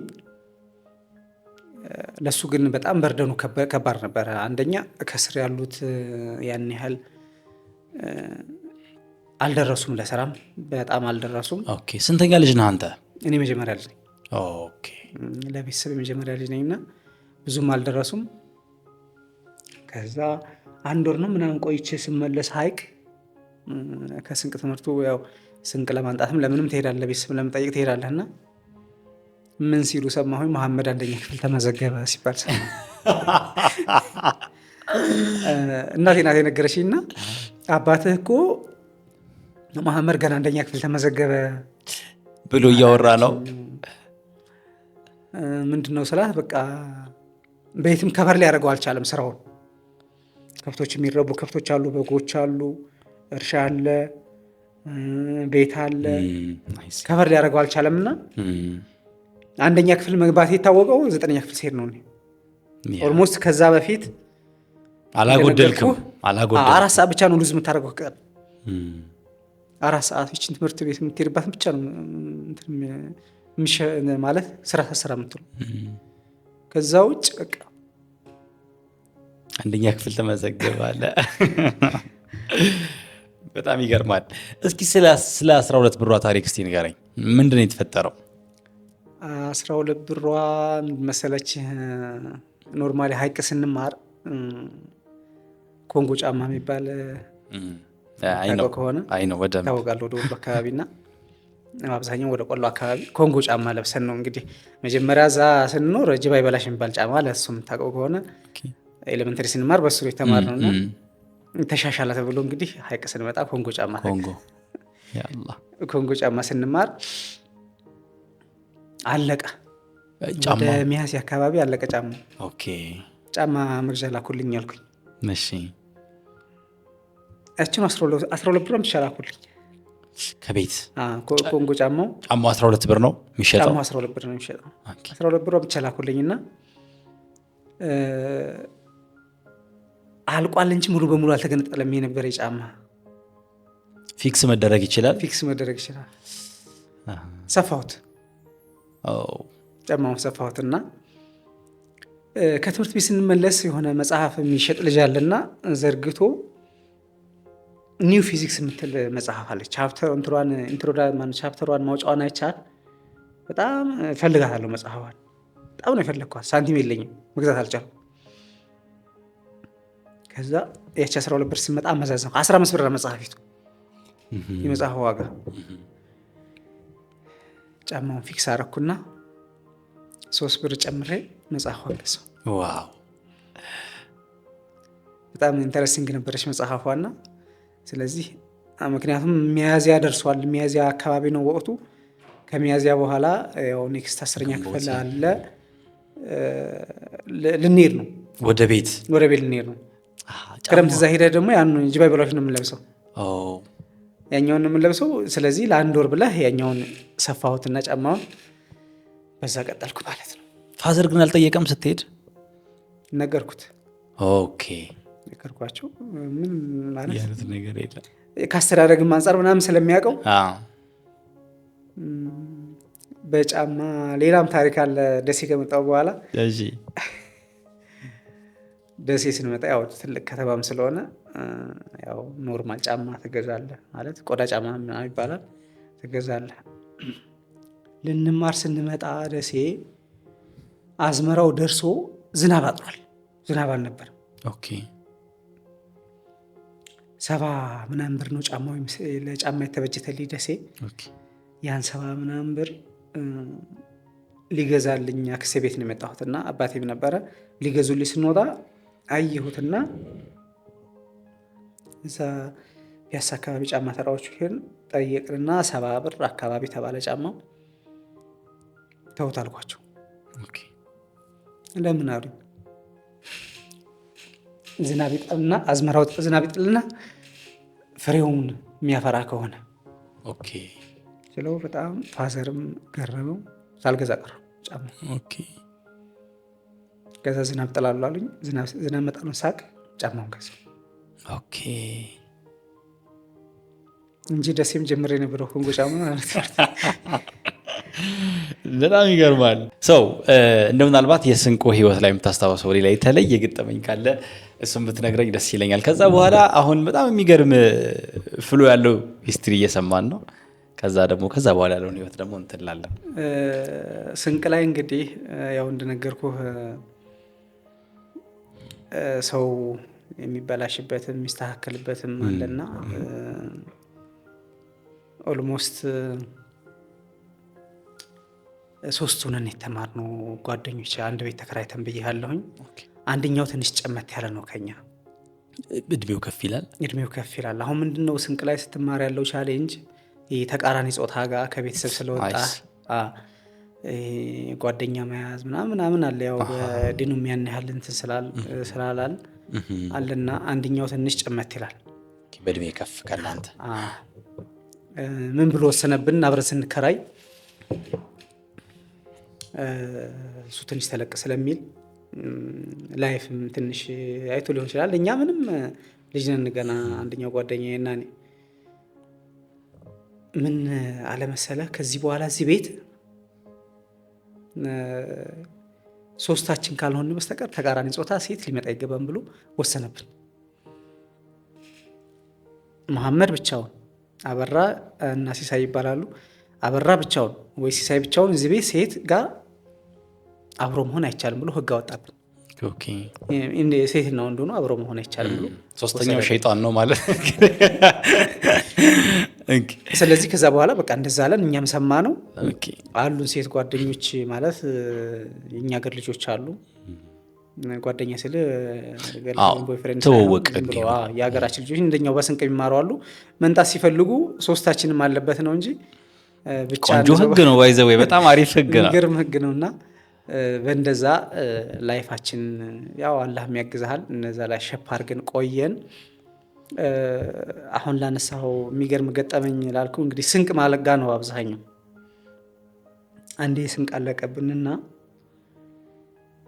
ሶስታችንም ምንም ሳንቲም የለንም። ኦኬ በሱ አለቀ። ሲያልቅ ሀይቅ ዳር ነው የምንሄደው ብያለሁ። ጠዋት ቁርሳችንን በላናትና የተረፈችዋን ሀይቅ ሄድን፣ ውሃው ዳር እዛ ሄደን ዋልንና ማታ ምሳ አልበላንም። ራት ምን እናደርግ ስንባል አበራ ይመስለኛል ከመካከላችን 25 ሳንቲም አሉ። ያችን 25 ሳንቲም አንድ ዳቦ ትገዛለች አምባሻ።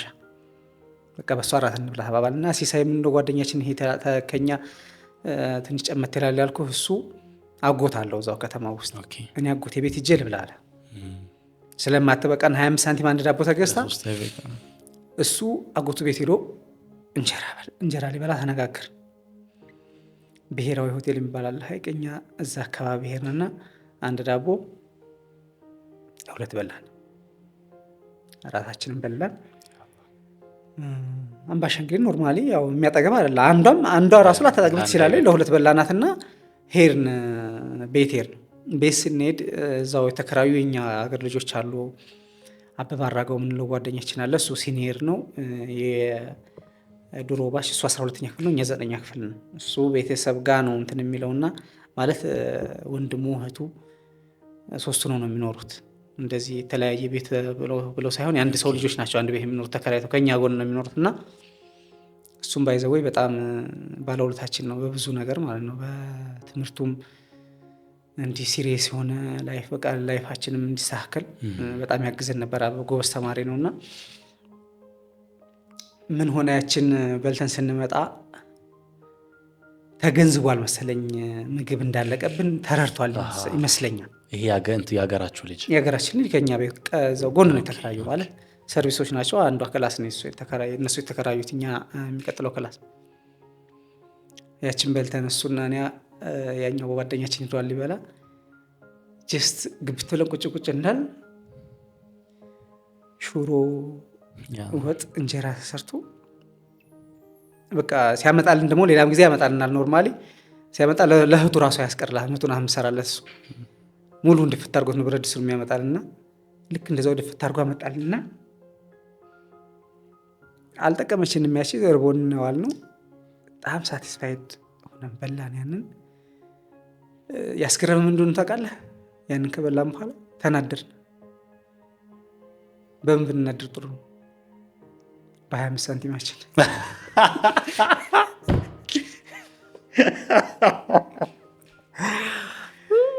መቅመሳችን ካልቀረ በቃ መብላታችን ካልቀረ አድራልን ነበር። ቁጭት ለነገ ትሆነን ነበር። ሱብሃንአላህ የሚደንቅ ነው። ያው ዛሬ አልፎ ሲወራ እንደዚህ ያስቃል እንጂ በሰዓቱ በጣም ብቻ በብዙ መንገድ ብዙዎች ይባሩበታል ብዬ ተስፋ አድርጋለሁ። አሁን ሶስታችሁም 10ኛ ክፍል ደረሳችሁ አይደለ? በዚህ ሁኔታ ተመራችሁ። ከዛ በኋላ 10ኛ ክፍል ውጤት ምን መሰለ? እስኪ ስለሱ። አልበያን የቁርአንና የተርቢያ ማዕከል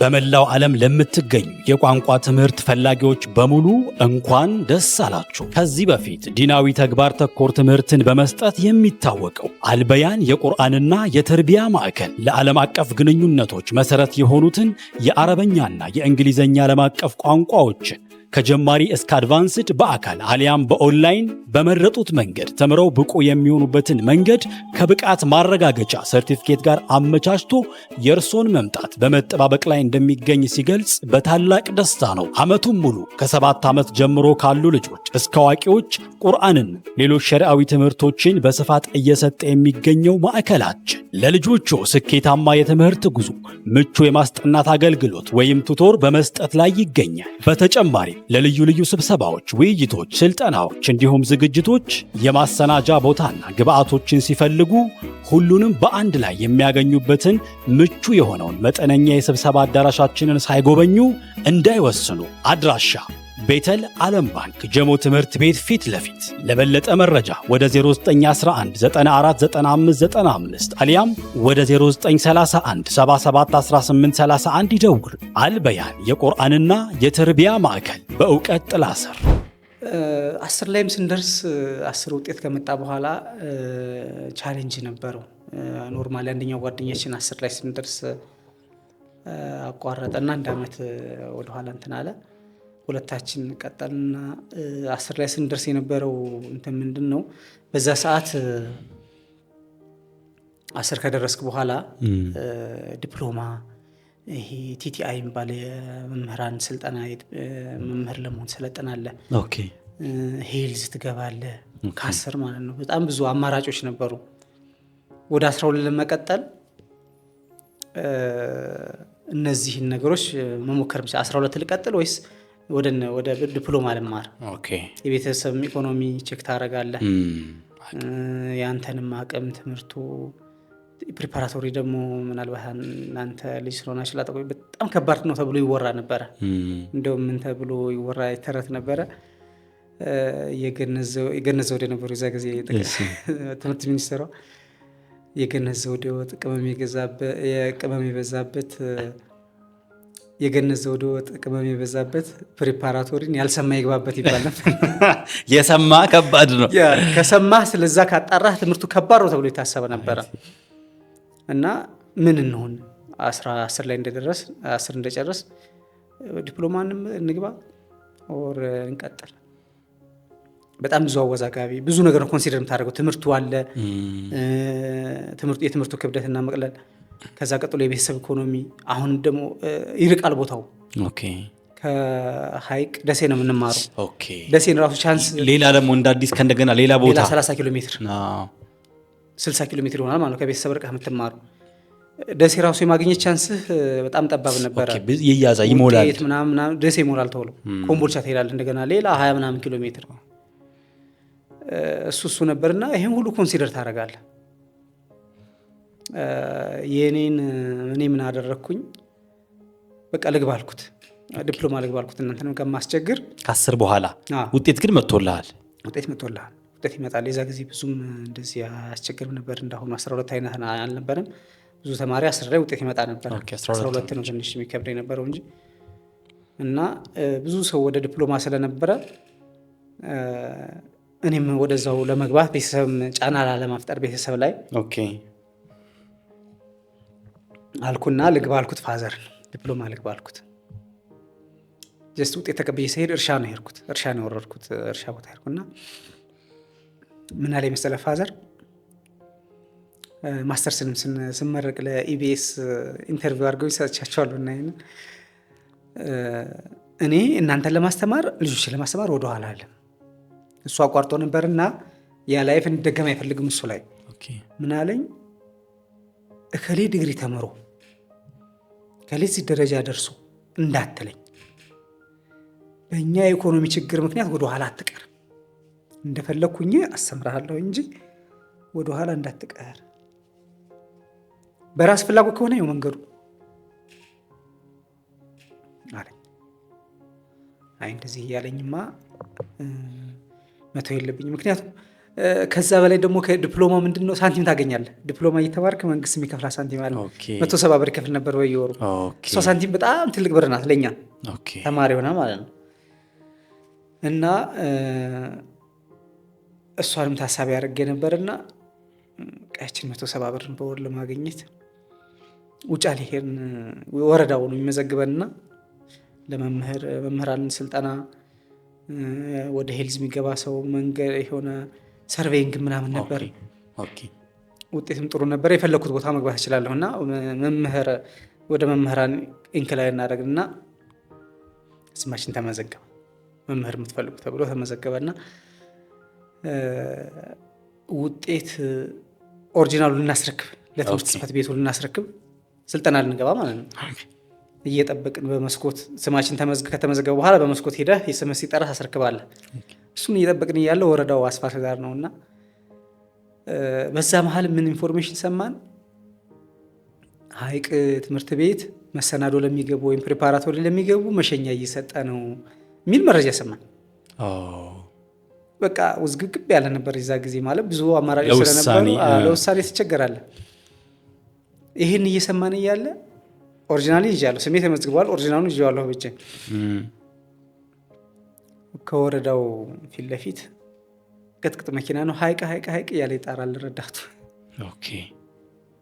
ጆይን ያደርኩ በቃ እንትን ውስጥ ገባሁ፣ ባስ ውስጥ ገባሁ። በቃ ይህ ህይወትህ ለውጥ የምትለው ማለት ነው። በቃ ማለት አና ላይ ሰርተህም አይደለም ሀይቅ እያለ መሸኛ እየተሰጠ ነው የሚሰመች የለ። ሀይቅ ሄድኩኝ። ሰረንዲፒቲ ይሉታል። ሀይቅ ሄድኩ፣ መሸኛውን ተቀበልን። ፕሪፓራቶሪ በቃ በዛው ፕሪፓራቶሪ እንደዛም ስንል ደግሞ ደሴ ሞላ። ኦኬ መሸኛ ይዛችሁ መታችሁ ደሴ ነው የምትማሩት? ከሀይቅ ተቀብለን የሀይቅ ተማሪ መሆንን ያረጋግጥልሃል። ዝም ብለህ የ10ኛ ክፍል ውጤትህን ይዘህ አይመዘግብም እና የሆነች ወረቀት ነገር ይሰጠሃል። ከሀይቅ መምጣትህን ተከፋፍለው ነበረ የኮምቦልቻ የሚማሩ ኦልሞስት ደቡብ ወሎ ዞን ላይ 3 ፕሪፓራቶሪ ነበር ያለው። ወደ መካነ ሰላም 1፣ ደሴ፣ ኮምቦልቻ ነው መካነ ሰላም 3። እነሱ ብቻ ነበር እንግዲህ የ20 ምናምን ወረዳ ነው። ይዛ ሁሉ ተማሪ 3 ፕሪፓራቶሪ ብቻ ነበር የሚማረውና ደሴ ሲሄድ ሞልቷል አለኝ። አስብ ሌላ ጫና። ሞልቷል ካለ በኋላ የሚመዘገበው ሰውዬ እስኪ ውጤት አለና ሲያየው ሶሻል ነው መግባት የምፈልገው እኔ። ሶሻል ቶሎ ሞላ፣ ትንሽ ነው የሚቀበሉትና ሞልቷል አለኝና ቀላልም ነው ተብሎ ስለሚታሰብ ከዛ ተቀበለኝና እስኪ ውጤት ሲለኝ ሂስትሪና ጂኦግራፊ ኤን የመጣው አንተ ተቀበላለሁ ብሎ መዘገበኝ። ያ አላህ ያ አላህ። በእንደዛ ቀጠልን እልሃል። ያ አላህ። ስለዚህ አሁን ከ10ኛ ክፍል ህይወት ወደ 11 ወደ 12 ማለት ነው ወደ ደሴ። ሱብሃንአላህ። ደሴ ያው የኔ የትውልድ ሀገሬ እንደምታውቀው። የት ነው 11 እና 12 የተማርከው ታዲያ? 11 ሆጤ ነው የተማረው። ኦኬ 12 ፕሪፓራቶሪ 12 የመምህር አካል ወልድ ህንጻው አለቀና ህንጻ እየተሰራ ነበር። ኦኬ እዛ አስገቡን። በነገራችን ላይ እኔም እዛ የተማርኩት መምህር አካል ወልድ ፕሪፓራቶሪ። ያው እኔ ግን 11 እና 12 ማለት ነው። በጣም ይገርማል። ሰው መምህር አካል ወልድ አልቆ ወደ ስራ ሲገባ እናንተ 12 ማለት ነው አይደለ? 11 ግን ሆጤን የተማርከው። ህይወት በደሴ ምን ይመስል ነበር?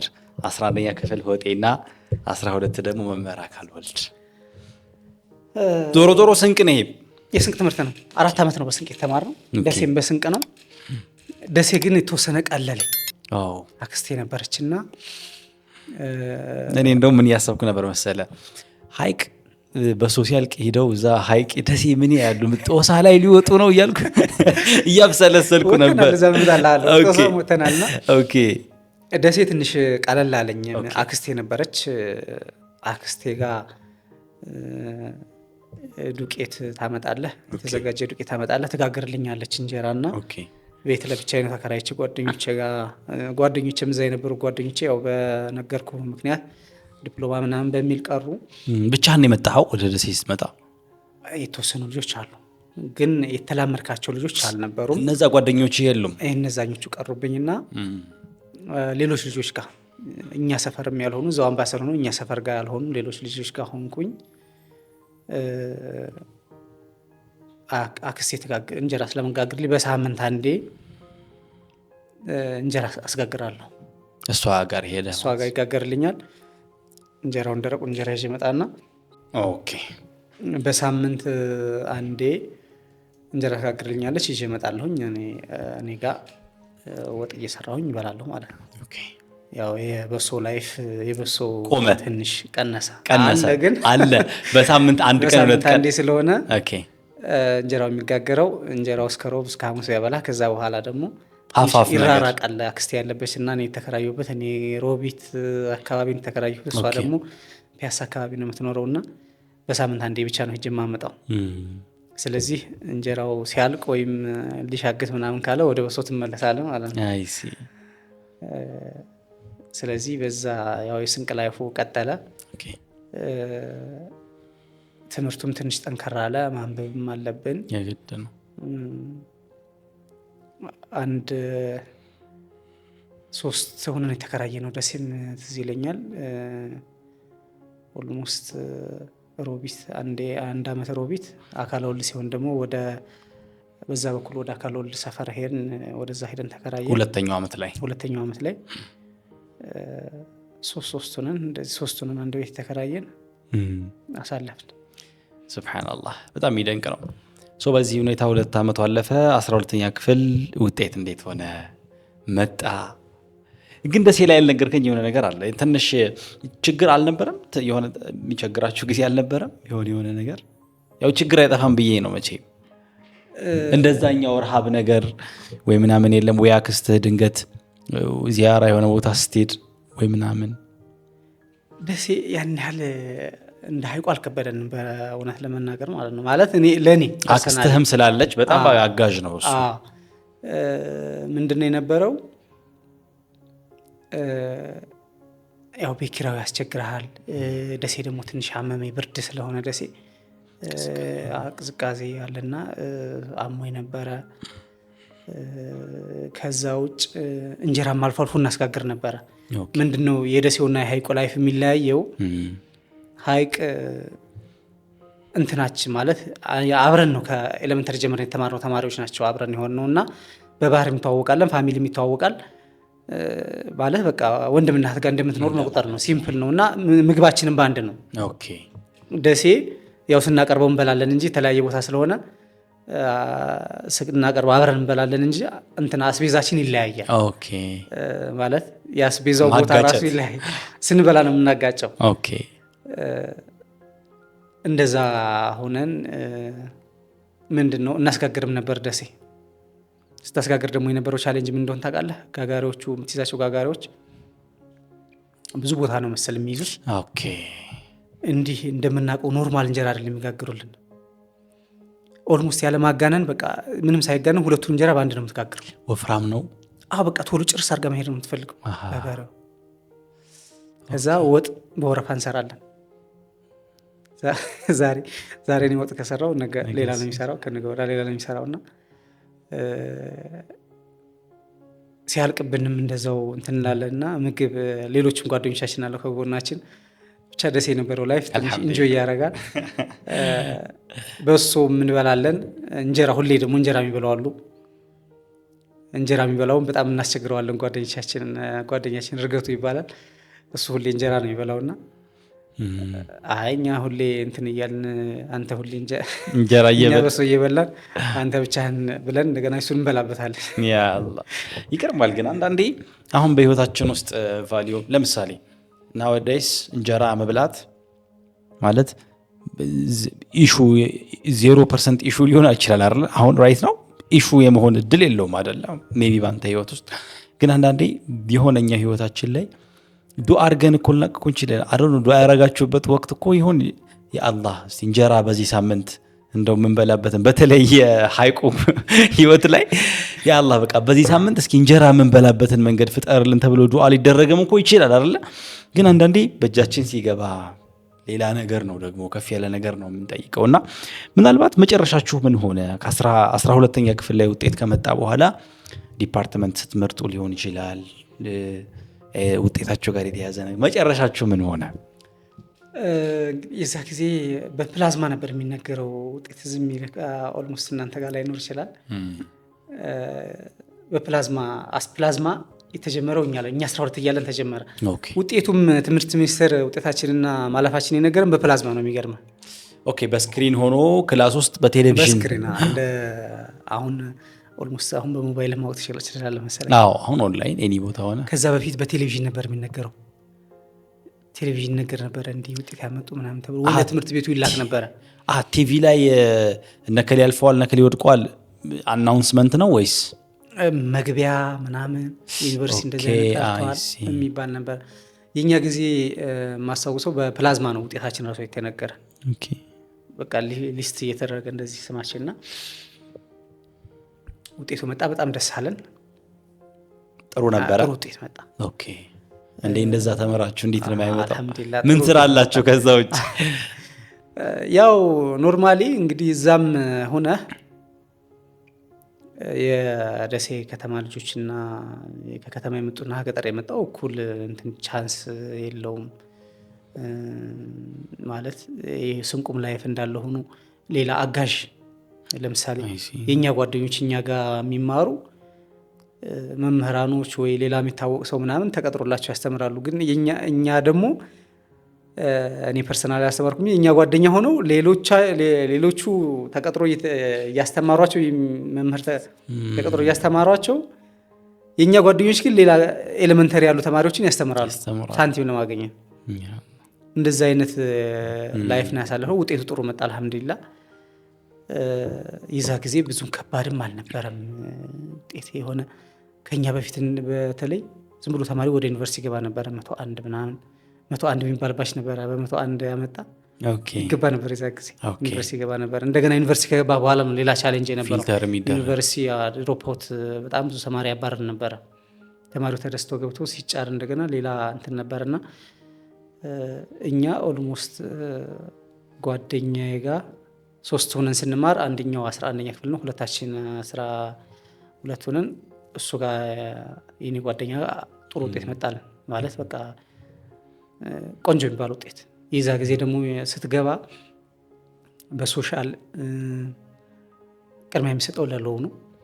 ህግ ትምህርት ቤት እንዲገባ ለሚገባ ሰው ቀደም ያለ ስኮር ያረከው ውጤት ይወሰነዋል። በናቹራል ደግሞ ሜዲሲን፣ ኢንጂነሪንግ ምናምን እንዲህ አይነት አሰጣጥ ነበረ። ውጤቱ መጥቶ ስንሞላ ማለት እኛ በቃ ውጤት ማንጣት ነው እንጂ ወደፊት እንዲህ እንሆናለን የሚል የለም። አንዱ ጓደኛችን ሄልዝ ይገባልና አሁንም ያነሳዋል። እኛ እኮ ባይ ዲፎልት ነው በቃ እዚህ ቦታ ይደረስን ይላል። እንዴት ማለት በቃ እንዲሆናለሁ እንዲያረጋለሁ ይሄን ያህል ውጤት አንጥቼ እዚህ ጆይን አረጋለሁ ይሄን ማራለሁ ምናምን ብለህ አናላይዝ አንሰራ። መንገዱን ነው የምትሄዱት። ዝም ብለን እኛ መማራችንን ብቻ ነው በሰዓቱ መማርህን ነው እንጂ እንዲህ ፎርካስት አድርገህ ፊውቸር እንዲሆናለሁ ብለህ ምናምን ፎርዛት ማተር እኛ ሎ ስንሞላ ጓደኛዬ ጋር አብሬ የተማርኩት ጓደኛዬ ጋር ስንሞላለው እስከምንጽፍባት ሰዓት ድረስ ሎየር እንሆናለን ብለን አስበናል። እዛ ፎርሙ መጥቶ ስንሞላ ጌታቸው ይባላል ምን እንሙላ አልኩት። አብዛኛው ተማሪ ኤፍቢኢ ነበር የሚገባው። ኦኬ ፋካልቲ ኦፍ ቢዝነስ ውስጥ ቢዝነስ አድሚኒስትሬሽን ኢኮኖሚክስ ምናምን ነበር የሚገባውና አይ በቃ ዩኒቨርሲቲ ሄዷል ከተባለ ደህና ነገር እንማር መሐመድ አለኝ። ምን እንማር አልኩት። ህግ እንግባ። ህግ የሚባለውንም ቃል የዛ ቀን ያሰብነው እዛው ጠረጴዛ ላይ ሞላ ነው። እሱም ህግ ሞላ፣ እኔም ህግ ሞላ፣ ሁለታችንም ህግ ደረሰን። ያ አላህ በዛ የህግ ተማሪ ሆነ። አሁን ይሄኛው ሚፍታህ የሚባለው ሌላ ጓደኛችን አለ ሄልዝ የገባና ባይ ዲፎልት ነው በቃ ይለናል። እሱም ባይ ዲፎልት የሆነ ኦቨር ኦብሴሽን እንዲህ በሆን የለውም። ምንም ነገር አናላይስ የለም፣ አንሰራ በቃ ስለ ፊውቸር የምናስበው ነገር የለም። ወደድከው ግን ከዛ ከገባህበት በኋላ ከገባው በኋላ በቃ አላህን የሰጠኝ አልኩኝ እንደገና ማለት እኔ ናቹራሊ እንቅልፋም ነኝ። ኦኬ እንቅልፋም ማለት ምን ማለት ነው? እንቅልፍ አበዛለሁ ማለት ለጥናት ሳይሆን። ፋዘር ግን እኮ ያስተኛህም ነበር። ከየት የመጣ ነው ማለት ሌሊቱንም አይከለክልም እሱ ቀን ነው እንጂ ቀን ነው እንጂ ማለት እንዲህ አምሽቼ ማጥናት ሙሉ ሌሊት ማጥናት ምናምን አልችልም። ስቲል አሁንም አልችልም። ግን የምን ውጤት ይመስለኛል መሰለ ቀን በጣም ሀሰል ከሚያደርጉ ሰዎች ውስጥ ነበርክ። ቀን በጣም በእርግጠኝነት የቀን እንቅልፍ አታውቅም። ዩኒቨርሲቲ ከገባ በኋላ ተኛ ለመድክ አይደለ? አስለመዱ ገብተዋል። ቀን ነው ሀስልህ እና ማታውን ለአንተ የእረፍት ጊዜ ነው ብዙ ጊዜ አይደለ? ከልጅነት ጀምሮ የለመድከው እሱም እንደምትለው ማታ ያደርጋል። ቀን በጣም ከደከመህ ማተኛት አለብህ። እሱም አንድ ፋክተር ነው። ግን ናቹራሊም አልችልም ነው ልቻል ብል ራሱ። ኦኬ ምን ያህል መተኛት አለብህ በቀን? አለብህ ሳይሆን ከተኛው ተኛለሁ። አሁንም ከዚህ ከተኛው ተኛለሁ። ስትነቃ ምንም ማተር አያደርገኝም። ቦታ አልመርጥም ምን አልልም። ኦኬ በቃ መተኛት እንቅልፌ ኃይለኛ ነውና እዛ ሎ ከገባው በኋላ አላህ ለኔ ብሎት ነው አልኩኝ። ማለት ሎ ከገባ በኋላ ማለት ሃርድ ይመስላል ለሰው፣ ግን የክሪቲካል አናላይዝ ነው እንጂ እንዲህ ረጅም ሰዓት በማንበብ አይደለም ለው የምትለው የምትማረው። የማሰብ ችሎታህን ብቻ ነው የሚጠይቀህ። መሸምደድ አይጠበቅብህም ፎርዛት ማተር ለው ስትማር። ምናልባት የምታውቅ ከሆነ ኦፕን ቡክ ነው ፈተናቸው ምናቸው። ፈተና ጊዜ በፌስታል ነው ይዘን የምንሄደው እኛ። ሃንዳውት መጽሐፍ ምናምን በቃ አላህ ለኔ ነው የመረጠው። በቃ ባይ ዲፎልቱ ለኔ ነው ሱብሃንአላህ። የት ዩኒቨርሲቲ ደረሰ? ሀረማያ። ቀደም ሲልም ጠቅሼዋለሁ። ስንት ዓመት ቆየህ እዛ ዩኒቨርሲቲ ውስጥ?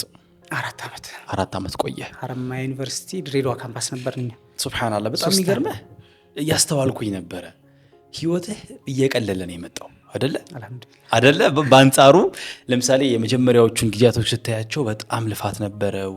ከዛ ከስራው ቢያንስ አረፋልክና ረሃቡ ምኑም ትግል ቢኖርም ግን ከዛ ወደ ደሴ ስትመጣ ደግሞ ሎዱ ትንሽ በተወሰነ መንገድ ቀነሰ። አሁን ደግሞ ዩኒቨርሲቲ ውስጥ አትሊስት ምግብ ኢሹ አይደለም። ጤናማ ነው ወይ? አክቹሊ እንደውም በሰዓቱ ለእናንተ በአንጻሩ ጥሩ የነበረ ይመስለኛል አይደለ? እንዴት አገኛችሁት የዩኒቨርሲቲ ምግብ ሁኔታዎቹን ምናምን? ዩኒቨርሲቲ እንግዲህ ያው እንደነገርኩህ ትምህርቱም እንደነገርኩህ ነው። ተማሪው ደግሞ ያው ለው የሚገባው በጣም ኮምፒተንት ተማሪ ነው። በሰዓቱ በግሬድ ነው የሚሰጥ የነበረው። አሴ ማተር ኦፍ ቻንስ ደስ የሚል ቦታ ነው የደረሰን እኛ። ሀረማያ ድሬዳዋ ካምፓስ ነው። ድሬዳዋ ደግሞ ያው ታውቀዋለህ፣ ህዝቡ ቀለል ያለ ነው። ከተማውም ደስ ይላል ትንሽ ከሙቀቱ ውጭ። ሌላው ነገር በጣም ደስ ይላል እና እዛ ነው የገባ ነው። ምግቡ አሪፍ ነበረ። ኦልሞስት እንደ ቤት አድርገህ ኮንሲደር ማድረግ ይችላለህ። ምንድነው አንደኛ ዩኒቨርሲቲው የራሱ በጀቶች ያሉት ይመስለኛል። ማለት እርሻ ያርሳል። ሀረማያ ዩኒቨርሲቲ ከጀርባ ምናምን በጣም ሰፊ ኤሪያ ነው ያለው። እንስሳት እርባታ አለው፣ እርሻ አለው፣ ብዙ እርሻ አትክልቶች፣ ብርቱካን፣ ፍራፍሬ አለ። ካላረስኩ አትልም ግን አንዳንዴ ዝም ብለህ ነሸጣ ያደረግም እና ጥሩ ነበረ። ከዛ በተጨማሪ ምን ፋክተር አለ መሰለህ? ሎው እና ኢንጂነሪንጎች ድሬዳዋ ካምፓስ ነበር የነበር ነው። ድሬዳዋ ካምፓስ 2 ዲፓርትመንት ብቻ አንድ ቦታ ነው እንትን የምንለው እና እንዲህ የተማሪ ብዛት የለም። አሪፍ ነበረ። ምግብ አዘጋጅ ኦልሞስት እንደ ቤት። እነዚህ ሚል ካርድ ቲከሮቹ፣ ሼፎቹ ሚል ካርድ የሚያስተናግዱ ምናምን የሚረባው ተማሪ ሁሉ መድገም ይችላል ነበረ ድሬዳዋ እያለን። አሁን ሌላ ቦታ ሀረማያ ጋር ነው ኮምፔር ዋና ግቢው ጋር ዋና ግቢ 1 ዓመት ተምረናል እና ዋና ግቢው ጋር ኮምፔር ሳደረገው ድሬዳዋ በጣም ተመችቶን የኖር ነው እኛ ከሙቀቱ ውጭ። መድገም ትችላላችሁ። ምግብ መድገም የሚፈልግ የሚሰጥህም ብዙ ነው። የሚያስደግም ምግቡ ራሱ ወጥ ቢያልቅብህ የሚያደግም ነው። ወጥ ቢያልቅብህ ራሱ ተመልሰህ መጠየቅ ትችላለህ። ድሬዳዋ ሁነን ማለት ነው። ተማሪው ትንሽ ስለነበረ እንቀራረባለን እንትኖቹም ጋር ጀስ እነዚህ ኮንትሮል የሚያደርጉ ዘበኞቹ፣ ዶርሚተሪ ተቆጣጣሪዎቹ ምናምን በቃ ኦልሞስት በጣም እንቀራረባለንና እንደ ተማሪ ሳይሆን እንደ ፋሚሊ ነው የምንኖረው አብረን ነበር። ከፕሮክተሮቹ ጋር ካፌ አስተናጋጆቹ ጋር ምናምን በጣም አሪፍ ነበረ። ከምን ጋር እያነጻጸርኩት መሰለህ? ያው ዞሮ አሪፍ ነው ስትል ማነጻጸር አለበት። ኦብቪስሊ እኛ 3ኛ ዓመት ሆነን ድሬዳዋ ዩኒቨርሲቲ አሁኑ ድሬዳዋ ዩኒቨርሲቲ ተከፈተና ከኛ ጎን ተከፈተ። ከኛ ጎን ኦልሞስት አጥር ነው የሚለየውና አብረን ነው የምንለው። እኛም አካባቢ ልጆች አሉ እዛ የደረሳቸውና በጣም በምግብ ይቸገራሉ። አክቹዋሊ አዳዲስ ግቢ ላይ አለ ይርባቸዋል። በቃ ቃል በቃል ይርባቸዋል። አይበቃቸውም ምግቡ። በዛ ላይ ኳሊቲው በጣም ይወረደ ነው። ሀረማያ እኛም ሄደን ማነጻጸር ላይ ያለው ከድሬዳዋ ሀረማያ ከሄድን በኋላ እንደውም ያሁኑ ጨጓራ ያመኛልና ሀረማያ ነው ያዘኝ። እዛ ዋና ግቢ ከሄድን በኋላ ተማሪው ቁጥር በጣም ሂውጅ ስለሆነ ምግብ ዝግጅቱ በዛ ልክ ይወርዳል። በጣም ነው የሚወርደውና እኛ ድሬዳዋ በጣም ሴፍቲ ጠብቀን የተማርነው አልሐምዱሊላህ። ትንሽ ተማሪ ስለነበረ ደስ ብሎ ነው የተማርነው። በጥሩ ሁኔታ አለፈ። አሁን ልትመረቅ ነው። ፋዘር መጣ እንዴ? ያስመረቀህ እንዴ? አልመጡም። ስራ ነው የምን የምርቃት ቀን ምናምን። እሺ በጣም ረጅም ኪሎ ሜትር ነው የሚጓዙት። በዛን ያህል ደረጃ ማለት ላስቸግራቸው አልፈለኩም። አዲስ አበባ ቤተሰቦች አሉኝና እዛ ሀረማያ ስማር እዚህ ማርፍባቸው ክረምትም ቢሆን የተወሰነ ማርፍባቸው ሲሚስተር ብሬክ እነሱ ጋር ነው መጥቼ የሚያግዙኝ ነበሩ ቤተሰቦች እዚህ አሁንም ያሉ ማለት ነው። ኦልሞስት እንደ ወላጅ ነበር። ዩኒቨርሲቲ ሆኜ ገንዘብም ጥረት ሲኖር ያግዙኝ ነበረ። በብዙ ነገር እንደ እናት አባት ያግዙኝ ነበረ። የእናቴ ያጎቷ ልጆች ናቸውና እነሱ መጡ ሊያስመረቁ። ትንሽ ግን ፊሊንጉ ነበረ ማለት እንደዛ ይሆናል ብዬ አላሰብኩትም ነበረ። ማለት መጀመሪያ ሳይደርስ የቀኑ ቀንና ከዛ በፊት የምታስበው አንድ አይደለም። ቢመጡ ደስ ይል ነበረ።